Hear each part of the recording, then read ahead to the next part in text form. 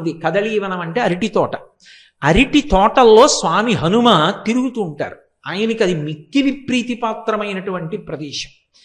ఆ అరటి తోటలో స్వామి హనుమని ఉపాసన చేసిన, అరటి తోటలో హనుమ యొక్క మూర్తిని పెట్టి హనుమాన్ చాలీసా చదివిన, హనుమ మీద ఇందాక నేను మీకు ఆ మైరావణుని యొక్క ఉపాఖ్యానం చెప్పానే, అందులో ఆ నీలమేఘుడు అనబడేటటువంటి దుర్దండి కుమారుడు స్తోత్రం చేశాడు హనుమని. ఆ స్తోత్రాన్ని పఠించిన, హనుమకి సంబంధించినటువంటి దండకాన్ని చదివిన, హనుమని అష్టోత్తరంతో కానీ సహస్రంతో కానీ పూజ చేసిన కొన్ని ప్రత్యేకమైనటువంటి పళ్ళు ఉన్నాయి. నేను ఈ 5 రోజుల ఉపన్యాసంలోనూ వాటి గురించి మీతో మనవి చేస్తాను ప్రత్యేకంగా. ఆ పళ్ళు ఆయనకి నివేదన చేసిన, అరటి తోటలో పూజ చేస్తే హనుమ ఏదో ఒక రూపంలో వచ్చి వాటిని స్వీకరిస్తారు అని ప్రతీతి. ప్రతీతి ఏమి? యథార్థమే. ఒకప్పుడు గుంటూరులో శ్రీరామాయణం జరుగుతున్న రోజుల్లో ఒక పెద్ద అరటి తోటను ఒక దాన్ని తీసుకుని ఆ అరటి తోటలో అటువంటి పూజ చేస్తే, ఇప్పుడు నేను ఆ వివరాలు చెప్పడానికి సిద్ధంగా లేను, కానీ అది ఎంత పరమ ప్రామాణికమైనటువంటి సత్యము అన్నది నిరూపణమై. హనుమ అరటి తోటలో పూజ చేస్తే వచ్చి స్వీకరిస్తారు, కదలీవనంలో తిరుగుతారు అని. ఇప్పటికీ మీకు కొన్ని క్షేత్రాలు ఉన్నాయి, కొన్ని ప్రదేశాలు ఉన్నాయి. ఆ ప్రదేశాలకు వెడితే హనుమ స్పర్శ స్పష్టంగా కనపడుతుంది. ఇప్పటికీ వెంకటాచలంలో ఒక ప్రత్యేకమైనటువంటి ప్రదేశం ఉంది. మెట్లు దిగి విడితే పెద్ద మామిడి చెట్లు, అరటి తోపులు కనపడతాయి. దాని మధ్యలో ఉంటుంది హనుమ యొక్క దేవాలయం. అందులో స్వామి హనుమ తోరణం మీద కూర్చుని చెప్పినటువంటి శ్లోకాలు. అందులో ఆయన దాసోహం కోసలీంద్రస్య రామస్య క్లిష్టకర్మణ హనుమాన్ శత్రు సైన్యానాం నిహంత మారుతాత్మజ అంటారు. నేను రామదూతని, నేను రామ సచివుణ్ణి, అలాగే నేను రాముని యొక్క దాసాన దాసుణ్ణి అంటారు. ఆయన అంత కష్టపడి 100 యోజనముల సముద్రాన్ని దాటి ఈవలి ఒడ్డునకు వచ్చి కాంచనలంకలో శిశుపావృక్షం కింద సీతమ్మ తల్లి యొక్క దర్శనం చేసి ఆ తల్లిని తన వాక్కుల చేత ఊరడించి రామచంద్రమూర్తి ఇచ్చినటువంటి అభిజ్ఞానమైన ఉంగరాన్ని ఇచ్చేటప్పుడు కూడా అమ్మా నా పేరు ఇది అని కానీ నేను ఇటువంటి వాణ్ణి అని కానీ ఎక్కడా చెప్పలేదు. వానరోహం మహాభాగే దూతో రామస్య ధీమతః, నేను రామచంద్రమూర్తి యొక్క దూతను అని చెప్పుకున్నారు. అంతటి వినయ సంపత్తి కలిగినటువంటి వారు. కానీ హనుమ యొక్క వైభవంలో ఉన్నటువంటి చాలా గొప్ప విశేషం ఎక్కడుంది అంటే, స్వామి హనుమని ఆరాధన చేస్తే రామచంద్రమూర్తిని ఆరాధన చేసినట్టు, రామచంద్రమూర్తిని ఆరాధన చేస్తే స్వామి హనుమని ఆరాధన చేసినట్టు. హనుమని ఆరాధన చేసి ఇక ప్రత్యేకంగా రాముణ్ణి ఆరాధన చెయ్యవలసిన అవసరం కానీ, రాముణ్ణి ఆరాధన చేస్తే మళ్ళీ ప్రత్యేకంగా హనుమని ఆరాధన చెయ్యవలసిన అవసరం కానీ మనకి ఉపాసన ఎందుకు కనపడదు. ఎందుకు కనపడదు అంటే, తరచుగా మీకు హనుమకి సంబంధించి ఒక మంగళ శ్లోకం చెప్తారు. ఎత్ర ఎత్ర రఘునాథ కీర్తనం తత్ర తత్ర కృతమస్తకాంజలిం బాష్పవారి పరిపూర్ణలోచనం మారుతిం నమత రాక్షసాంతకం.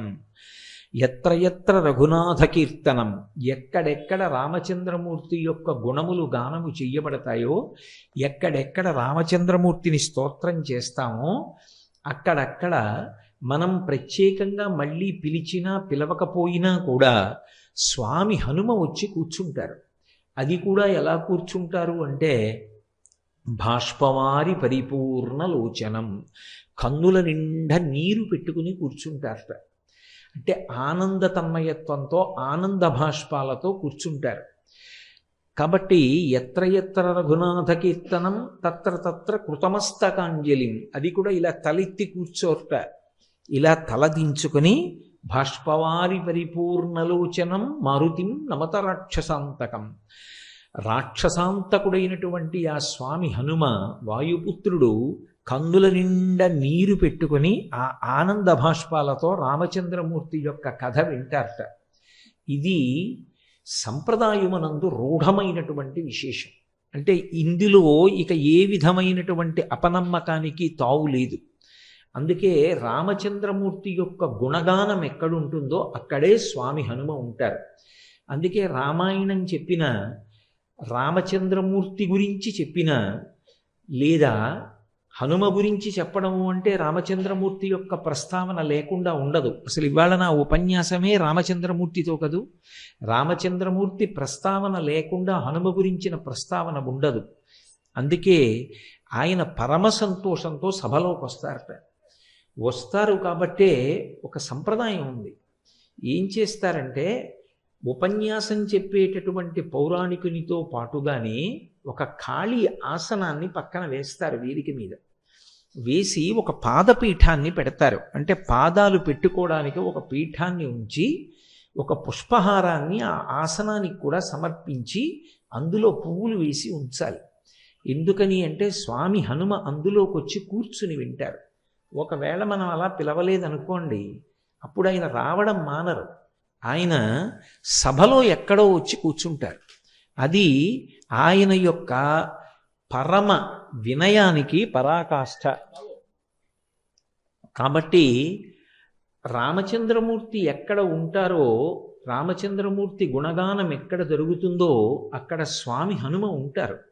అందుకే శృంగగిరి పీఠాధిపత్యం వహించినటువంటి మహాపురుషులు చంద్రశేఖర భారతీ మహాస్వామి వారు ఎప్పుడైనా సుందరకాండ పారాయణ చేస్తే తప్పకుండా పక్కన ఒక ఆసనం వేసి పారాయణ చేసేవారు. రాముణ్ణి స్తోత్రం చేస్తే, రామనామం చెప్తే, రాముని యొక్క వైభవాన్ని కీర్తిస్తే చాలు, హనుమ ప్రసన్నులైపోతారు. రెండు, ఆయనకి వరం. ఎక్కడెక్కడ రామ కథ చెప్పబడుతుందో, ఎక్కడెక్కడ రామనామం చెప్పబడుతుందో అక్కడక్కడ ఆయన అనుగ్రహ ప్రదాత అయి ఉంటారు. అక్కడక్కడ ఆయన ఉండి వచ్చినటువంటి సభలోని వారందరినీ కూడా అనుగ్రహిస్తారు. అలాగే స్వామి హనుమ గురించి ఎక్కడ ప్రస్తావన చెయ్యబడుతుందో అక్కడ సీతారాములు ఉంటారు. హనుమ గురించి మాట్లాడుతున్నాం అనుకోండి, ఇక పిలవక్కర్లేదు, సీతారాములు ఉంటారు. అందుకే ఉపాసనలో హనుమంతుని యొక్క వైభవం ఎక్కడుంది అంటే ఆయనకి చేసినటువంటి పూజ సీతారాములకు చేసిన పూజయే. మీరు పాలకి నీటికి వేరువేరుగా పూజ చెయ్యక్కర్లేదు. పాలలో నీళ్లు కలిసి ఉన్నాయనుకోండి, ఒక్క పాత్రలో నీళ్లు కలిసిన పాల నుంచి పూజ చేస్తే పాలకి నీటికి కలిపి పూజ చేసినట్టే. అలాగే తన యొక్క ఉపాసన బలం చేత రామచంద్రమూర్తి ఉందే ఉండేటటువంటి స్వామి హనుమ మళ్ళీ ప్రత్యేకంగా ఆయనకి రాముడి కన్నా వేరుగా ఉపాసన చెయ్యవలసిన అవసరం ఉండదు. అందుకు ఎత్ర ఎత్ర రఘునాథ కీర్తనం తత్ర తత్ర కృతమస్తకాంజలిం అనడానికి కారణం. అంతగా అవిభాజ్యమై ఉంటారు. నేను దాసాన దాసుణ్ణి అని చెప్పినా, నేను రామదూతని అని చెప్పినా, నేను సుగ్రీవ సచివుణ్ణి అని ఆయన చెప్పిన, వాయుపుత్రుణ్ణి అని ఆయన చెప్పిన, ఆయన తనంత తానుగా భక్తకోటికంతటికీ కూడా విశేషమైనటువంటి అనుగ్రహాన్ని ప్రసరించగలిగినటువంటి అద్భుతమైనటువంటి స్వరూపం. మీరు జాగ్రత్తగా గమనిస్తే హనుమ యొక్క రూపం వానర రూపం. వానర రూపమైనటువంటి ఆ స్వామిని సుందరాతి సుందరుడు అని పిలుస్తారు. అందుకే ఆయన యొక్క వీర విజృంభణం ఉన్నటువంటి కాండ సుందరకాండ. ఏ కారణం చేత ఆయన సుందరుడు అంటే ఆయనకి ఆయనగా బయట అందంగా ఉండడం కాదు, ఆయన దర్శనం చేసినంత మాత్రం చేత తరువుకొస్తున్నటువంటి ఉపద్రవాలు కూడా తొలగుతాయి. లోకంలో మంగళములకన్నిటికీ కూడా ఆద్యమైనటువంటి మంగళవాక్కు ఏది అని అడిగారు. సంప్రదాయంలో అన్నిటికన్నా పరమమంగళప్రదమైన వాక్కు ఏది అంటే శ్రీరామ అన్న 3 అక్షరాలు. శ్రీరామ అని మీరు అన్నారనుకోండి, మీరు ఆ రోజున పరమమంగళప్రదమైనటువంటి మాట మాట్లాడారు అని గుర్తు. అందుకే ఎన్ని మాటలు శ్రీరామ అంటున్నారో, ఎన్ని మాటలు శ్రీరామనామం వ్రాస్తూ ఉంటారో అన్ని మాటలు ఆ మంగళత్వాన్ని పొందుతూ ఉంటాడు పాపనాశనం జరిగినటువంటి కారణం చేత. హనుమ యొక్క స్వరూపంలో ఉన్న గొప్పతనం ఏమిటంటే ఆయన సంధ్యాకాలానికి ప్రతీకగా ఉంటుంది ఆయన యొక్క ముఖమండలం. అందుకే వాల్మీకి మహర్షి ఈ రహస్యాన్ని లోకానికి చెప్పడం కోసమే సుందరకాండలో హనుమ యొక్క ముఖమండలం గురించి ఒక శ్లోకం చేస్తూ ఒక మాట అంటారు. ముఖం నాసికయా తస్య తామ్రయా తామ్రమా బభౌ సంధ్యాయా సమభిస్పృష్టం యథాతత్ సూర్యమండలం అంటారు. సంధ్యాకాలంలో ఉండేటటువంటి సూర్యమండలం ఎలా ఉంటుందో స్వామి హనుమ యొక్క ముఖమండలం అలా ఉంటుంది. అంత ఎర్రటి ముఖంతో ఏదో పగడాల యొక్క బంత్య అన్నట్టుగా ఆయన యొక్క మూతి ఉంటుంది. అటువంటి ముఖమండలాన్ని ఎవరైతే చూస్తారో అటువంటి వారు సంధ్యాకాలాన్ని దర్శనం చేసినట్టు. ఈ లోకంలో అతి తేలికగా బాలురా వృద్ధులా, స్త్రీయా పురుషుడా, పండితుడా పామరుడా ఈ వివక్ష లేకుండా ఎవరైనా సరే మంగళాన్ని పొందడానికి మాంసనేత్రంతో దర్శనం చేసి ఈశ్వరుని యొక్క అనుగ్రహాన్ని ప్రోధి చేసుకోవడానికి వీలైనటువంటి దర్శనాలలో అద్భుతమైనటువంటి దర్శనం సంధ్యాకాల దర్శనం.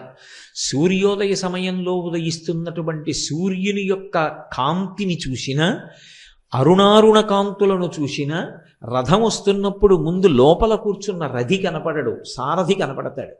అరుణుడు సూర్యరథానికి సారథి. అందుకే అరుణుని యొక్క ఉదయం అరుణోదయం, ఆ ఎర్రటి కాంతులను చిమ్ముతుంది ఆకాశం. సంధ్యాకాలంలో ప్రాతకాలంలో ఒక్కసారి ఆకాశం వంక చూసి ఎవరు నమస్కరిస్తారో వారికి మంగళములు కలుగుతాయి, వారికి అమంగళములు తొలగిపోతాయి. అలాగే స్వామి హనుమ యొక్క ముఖమండలము సంధ్యాకాలమునందు ఆకాశము ఎటువంటి మంగళాన్ని ఇవ్వగలిగినటువంటి శక్తితో దీప్తిని పొంది ఉంటుందో అటువంటి దీప్తిని పొంది హనుమ యొక్క ముఖమండలం ఉంటుంది. అందుకే సంధ్యాయా సమభిస్పృష్టం యథాతత్ సూర్యమండలం. ఆయన ముఖం నాసికయా తస్యా తామ్రయా తామ్రమాబభౌ. ఆయన యొక్క ముఖము, ఆయన యొక్క నోరు, ఆయన యొక్క ముక్కు ఎర్రగా పగడాల ముద్దలా ఉంటుంది. అలా ఎర్రగా ఉన్నటువంటి ముఖమండలం వంక ఒక్కసారి మీరు చూసి ఒక్క నమస్కారం చేశారనుకోండి, అది పరమమంగళములను ఇవ్వగలుగుతుంది. 2, హనుమ యొక్క ఉపాసనలో ఉన్నటువంటి అత్యద్భుతమైన విషయం, ప్రతిరోజు హనుమ యొక్క ముఖాన్ని ఎవరు చూస్తారో, ఎవరు ఆయనకి నమస్కారం చేస్తారో అటువంటి వారి యొక్క అజ్ఞానము తొలగిపోతుంది. చాలా తొందరగా వారికి జ్ఞానకటాక్షము కలిగేటటువంటి అదృష్టాన్ని పొందుతారు. ఎందుచేత అంటే ఆయన భర్గస్వరూపుడై ఉంటాడు అని పరాశర సంహితలో ఆయన యొక్క ఉపాసన రహస్యాన్ని చెప్తారు. భర్గుడు అజ్ఞానాన్ని తీసివేయగలిగినటువంటి స్వరూపం. గాయత్రీ మంత్రంలో బీజాక్షరానికి అధిదేవత. అటువంటి భర్గస్వరూపుడైనటువంటి హనుమ యొక్క ముఖాన్ని, ఆయన యొక్క రూపాన్ని ఎవరు చూస్తారో వారికి మంగళములు ఇవ్వబడతాయి. అందున ప్రత్యేకించి హనుమ ఉపాసనకి చాలా విశేషమైన రోజుగా చెప్పబడినది ఇది అంటే, సాధారణంగా ప్రతి వారంలోనూ కూడా మొట్టమొదట గొప్పది శనివారం. శనివారం నాడు స్వామి హనుమ యొక్క ఉపాసనకి అత్యంత ప్రీతిపాత్రమైన రోజు. ఆయన అవతార స్వీకారం చేసింది కూడా స్థిరవారం శనివారం నాడే చేశారు. వైశాఖమాసి కృష్ణాయాం అని ఆయన మందవాసరి దశమ్యాం మందవాసరి, దశమి తిథి నాడు శనివారం నాడే ఆయన ఆవిర్భవించారు. శనివారం ఆయన ఉపాసనకి చాలా శ్రేష్టమైనటువంటి రోజు. ఎందుచేత అంటే ఆ రోజు ప్రారంభం శనిహోరతో ప్రారంభం అవుతుంది. శనీశ్వర గ్రహాన్ని తన తోకకి చుట్టి ఆయన మీద శని యొక్క ప్రభావం లేకుండా చూసి శిక్షించినటువంటి వారు స్వామి హనుమ. అప్పుడు శరీరము శిథిలమై స్వామి హనుమని ప్రార్థన చేశాడు శనీశ్వరుడు. అయ్యా, నీ చేత నేను ఇప్పటికే చాలా హింసింపబడ్డాను, నన్ను నీ తోక నుంచి విడిపించు, నీకేం కావాలో అడిగాడు. అడిగితే స్వామి హనుమ శనీశ్వరుని నుండి ఒక మాట పుచ్చుకున్నారు. ఎవరు నాకు పరమ భక్తులై ఉంటారో అటువంటి వారి జోలికి నువ్వు వెళ్ళకూడదు. ఒకవేళ జాతకంలో శనీశ్వరుని యొక్క ప్రభావం చాలా విశేషంగా ఉండేటటువంటి వారు కూడా హనుమ యొక్క అనుగ్రహానికి నోచుకున్న వారైతే అటువంటి వారందరికీ కూడా శనీశ్వర గ్రహం యొక్క ప్రభావం విశేషంగా ఉండేటటువంటి అవకాశం ఉండదు. అది హనుమ పుచ్చుకున్నటువంటి మాట. అందుకే హనుమదుపాసన శనివారం నాడు చేస్తే శనీశ్వర గ్రహం ఆనుకూల్యతని పొందుతుంది. పొంది బాధించడం అనేటటువంటిది ఉండదు.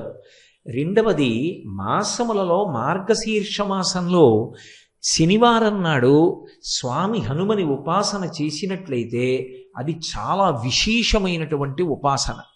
మనకి అదృష్టం ఏమిటంటే మనం ఇవాళ మార్గశీర్ష మాసంలో శుక్లపక్షంలో ఇవాల్టి రోజున శనివారం నాటి సాయంకాలమే హనుమ యొక్క వైభవం గురించి ఆయన ప్రాంగణంలోనే కూర్చుని మాట్లాడుకుంటున్నాం. ఇది నిజంగా స్వామి హనుమ యొక్క అనుగ్రహ విశేషం. అంతటి మహానుభావుడైనటువంటి హనుమ 5 అంకె చేత ప్రీతి పొందుతారు. ఒక్కొక్క దేవతకి ఒక్కొక్క లక్షణం ఉంటుంది. మీరు విఘ్నేశ్వరుడి విషయంలో చూస్తే 16 అంకెకి ఒక ప్రీతి. ఆయనకన్నీ 16 కుడుములు, 16 ఉండ్రాళ్ళు, 16 రకాల పత్రులు, 16 రకాల పువ్వులు, 16 రకాలైనటువంటి నైవేద్యాలు, 16 నామాలు. సుముఖశ్చైకదంతశ్చ కపిలో గజకర్ణకః లంబోదరశ్చ వికటో విఘ్నరాజో గణాధిపః ధూమకేతుర్గణాధ్యక్ష ఫాలచంద్రో గజాననః వక్రతుండ శూర్పకర్ణో హిరంబస్కందపూర్వజః షోడశైతాని నామాని యప్పటే శృణుయాదపి విద్యారంభే వివాహే చ ప్రవేశే నిర్గమే తథా సంగ్రామే సర్వకార్యేషు విఘ్నస్తస్య న జాయతే. షోడశైతాని నామాని 16 అంకె మీద విఘ్నేశ్వర తత్వం నడుస్తుంది. ఆయనకి 16 ప్రీతిని కాదు, తత్వం 16 మీద వెడుతుంది. అలాగే పరమశివుని యొక్క తత్వం 8 మీద వెడుతుంది. అందుకే అష్టమూర్తి తత్వము అని పిలుస్తారు. మీరు హనుమకి సంబంధించినంత వరకు ఆయన యొక్క విశేషం, ఆయన తత్వం 5 అంకె మీద నడుస్తుంది. అందుకే హనుమకి 5 పదార్థములను నివేదన చేస్తారు. 5 రకాలైనటువంటి పత్రముల చేత పూజ చేస్తారు. పంచముఖములతో కూడినటువంటి ఆంజనేయ స్వామి యొక్క ఉపాసనా విధానం ప్రత్యేకంగా ఉంటుంది. ఆయనకు ఒక దీక్ష ఉంది పరాశర సంహితలో, హనుమద్దీక్ష అని దీక్షా స్వీకారం చేస్తారు. చేసినప్పుడు అందులో అతి తక్కువ కాలం దీక్ష 5 రోజులు. 5 అంకె చేత ఆయన తత్వం ప్రకాశిస్తూ ఉంటుంది. హనుమ యొక్క అవతార ఆవిర్భావ సమయంలో లోకానికంతటికీ కూడా సృష్టికర్త అయినటువంటి చతుర్ముఖ బ్రహ్మగారు ఆయన యొక్క వైభవాన్ని కీర్తిస్తూ ఒక మాట అన్నారు. అమిత్రాణం భయకరో మిత్రాణం అభయంకర అని చెప్పారు. దేవతలందరూ తమ తమ శక్తుల్ని హనుమకి ధారపోశారు. అది కూడా చాలా విశేషంగా. ఎలా? ఏ దేవత యొక్క ఆయుధానికి కూడా హనుమ కట్టుబడరు. ఆయన్ని నిర్జించడం సాధ్యం కాదు. అంతటి మహానుభావుడై, అంతటి బలవంతుడై ఆయన నిలబడితే బ్రహ్మగారు ఆయన్ని కీర్తిస్తూ ఒక మాట అన్నారు. ఇది హనుమత్ తత్వానికి జీవమైనటువంటి మాట. అమిత్రాణం భయకరో మిత్రాణం అభయంకర. అమిత్రులైనటువంటి వారికి ఆయన పరమ భయంకరుడు. అమిత్రులు అంటే మిత్రులు కానివారు. ఎవరికి మిత్రుడు కానివారు? ఎవరో నేను ఒకడిని చూపించి వాడికి నేను మిత్రుణ్ణండి అంటే సరిపోదు. ఎవడు ధర్మానికి మిత్రుడు కాడో, ఎవడు దైవానికి మిత్రుడు కాడో, ఎవడికి వేద ప్రతిపాదితమైనటువంటి వాక్కు యందు విశ్వాసము లేదో, ఎవడు ఈశ్వర ధిక్కారం చేస్తాడో అటువంటి వాడి పట్ల ఆయన ఆగ్రహము వ్యక్తమవుతుంది. ఎవడు ధర్మమునందు అనురక్తి కలిగిన వాడై ఉంటాడో, ఎవడు భగవంతునికి దాసానదాసుడై భక్తుడై ఉంటాడో అటువంటి వాడి పట్ల ఆయన అనుగ్రహ ప్రసరణం జరుగుతుంది. ప్రత్యేకంగా హనుమదుపాసన చెయ్యవలసిన అవసరం లేదు. హనుమని ఉపాసన చేస్తేనే ఆయన అనుగ్రహం కలుగుతుంది అనుకోక్కర్లేదు. ఆయన యొక్క అనుగ్రహ విశేషంలో ఇదొక లక్షణం. అందుకని బ్రహ్మగారు ఆ మాట అన్నారు. ఎవడు ధర్మమునందు అనురక్తి కలిగినవాడో, ఎవడు భక్తి కలిగినవాడో, ఎవడు ఈశ్వరుని యొక్క పాదములను ఉపాసన చేస్తూ ఉంటాడో అటువంటి వాడికి హనుమ యొక్క కటాక్షము ఎప్పుడూ లభిస్తూ ఉంటుంది. అటువంటి వాణ్ణి హనుమ ఎప్పుడూ కాపాడుతూ ఉంటారు. అందుకే మీరు ఎప్పుడైనా హనుమ యొక్క విశేషాల్ని పరిశీలించండి. మీకు స్పష్టంగా ఈ విషయాలన్నీ కూడా ద్యోతకమవుతాయి. శ్రీరామాయణంలో చెప్పబడినటువంటి విషయాలు కొన్నింటిని పరాశర సంహితలో మహర్షి చెప్పారు. హనుమ ఉపాసనకి సంబంధించినటువంటి విషయములనన్నిటినీ కూడా క్రోడీకరించి ఒక చోట గుదిగుచ్చి మనకి పరిశీలనం చేసుకోవడానికి, అనుష్ఠానం చేసుకోవడానికి అత్యంత వీలైనటువంటి రీతిలో మనకి పరాశర మహర్షి అందించారు. పరాశర సంహిత హనుమకి సంబంధించినటువంటి ఉపాసనా విధానాన్ని, ఆయన యొక్క అనుగ్రహాన్ని, ఆయన యొక్క వైభవాన్ని మనకి విశేషంగా అందజేస్తుంది. హనుమ క్షేత్రములు ప్రధానమైనవి ఎక్కడెక్కడున్నాయి, ఎక్కడెక్కడ ఆయన యొక్క అనుగ్రహాన్ని పొందడానికి వీలుగా ఆ క్షేత్రాలు ప్రకాశిస్తున్నాయి, ఈ విషయాలన్నిటినీ కూడా మనకి పరాశర సంహిత చెప్తుంది. మీరు హనుమ వైభవాన్ని, హనుమకి ధర్మము పట్ల ఉండేటటువంటి అనురక్తిని, ఆయన భక్తుడైనటువంటి వాణ్ణి కాపాడేటటువంటి రీతిని, ఆయనకి ఎదురు నిలబడగలిగినటువంటి వాడు లోకంలో ఎవ్వరూ ఉండడు అనేటటువంటి రూఢమైన సత్యాన్ని ప్రకాశింపచేసేటటువంటి రీతిలో రచింపబడి మనకి అందివ్వబడిన పరాశర సంహితని పరిశీలనం చేస్తే కొన్ని అద్భుతమైనటువంటి విశేషాలు ద్యోతకమవుతాయి. శ్రీరామాయణంలో ప్రస్తావించబడకపోయినప్పటికీ మైరావణోపాఖ్యానము అని ఒక ఉపాఖ్యానాన్ని పరాశర సంహితలో మహర్షి చెప్తారు. రావణాసురుని యొక్క శరీర బంధువు మైరావణుడు. రావణాసురుడు ఎంత ప్రమాదకారియో మైరావణుడు కూడా అంతే ప్రమాదకారి. పైగా విశేషమైనటువంటి మాయాశక్తులను కూడా తీసుకుని ఉన్నవాడు. ఎంతటి మాయకైనా సరే లోకాన్ని వశం చెయ్యగలిగినటువంటి వాడు. అటువంటి వాడు పాతాళంలో ఉన్నటువంటి లంకాపట్టణానికి అధిపతి అయి ఉన్నాడు. ఆ మైరావణునికి ఒక చెల్లెలు ఉండేది, ఆమె పేరు దుర్దండి. ఆ చెల్లెలు దుర్దండికి ఒక కుమారుడు ఉండేవాడు, అతని పేరు కాలమేఘుడు. ఒకప్పుడు దేవర్షి అయినటువంటి నారద మహర్షి లోక సంచారం చేస్తూ పాతాళంలో ఉన్నటువంటి లంకాపట్టణానికి వెళ్ళారు. వెళ్ళి ఆ కాలమేఘుడు అనబడేటటువంటి వ్యక్తిని చూశారు. చూసి ఆయన కొన్ని మాటలు చెప్పారు. మనం వెంకటేశ్వర సుప్రభాతంలో చెప్తుంటామే, రేఖామయద్ధ సుధాకలచాత పత్ర వజ్రంకుశాంబురుహ కల్పక శంఖ చక్రై భవ్యైరలంకృతతలౌ పరతత్వ చిహ్నై శ్రీ వెంకటేశ చరణౌ శరణం ప్రపద్యే అని. అలా ఆ కాలమేఘుని యొక్క పాదముల యందు కొన్ని అద్భుతమైనటువంటి రేఖలున్నాయి. ఆ రేఖలు ఎవరికి ఉంటాయో అటువంటి వాడు చాలా ఉత్తముడై, పరమ భాగవతోత్తముడై, చాలా గొప్ప చక్రవర్తి కాగలడు. అందుకని ఈ పాతాళలోకంలో ఉండేటటువంటి లంకాపట్టణాన్ని ఈ నీలమేఘుడు పరిపాలన చేస్తాడు. కొంతకాలం అయిన తర్వాత ఇతని పరిపాలనలో ఈ పాతాళలోకానికి చాలా వైభవం కలుగుతుంది అని చెప్పి నారద మహర్షి వెళ్ళిపోయారు. ఇది విన్నాడు మేనమామ అయినటువంటి మైరావణుడు.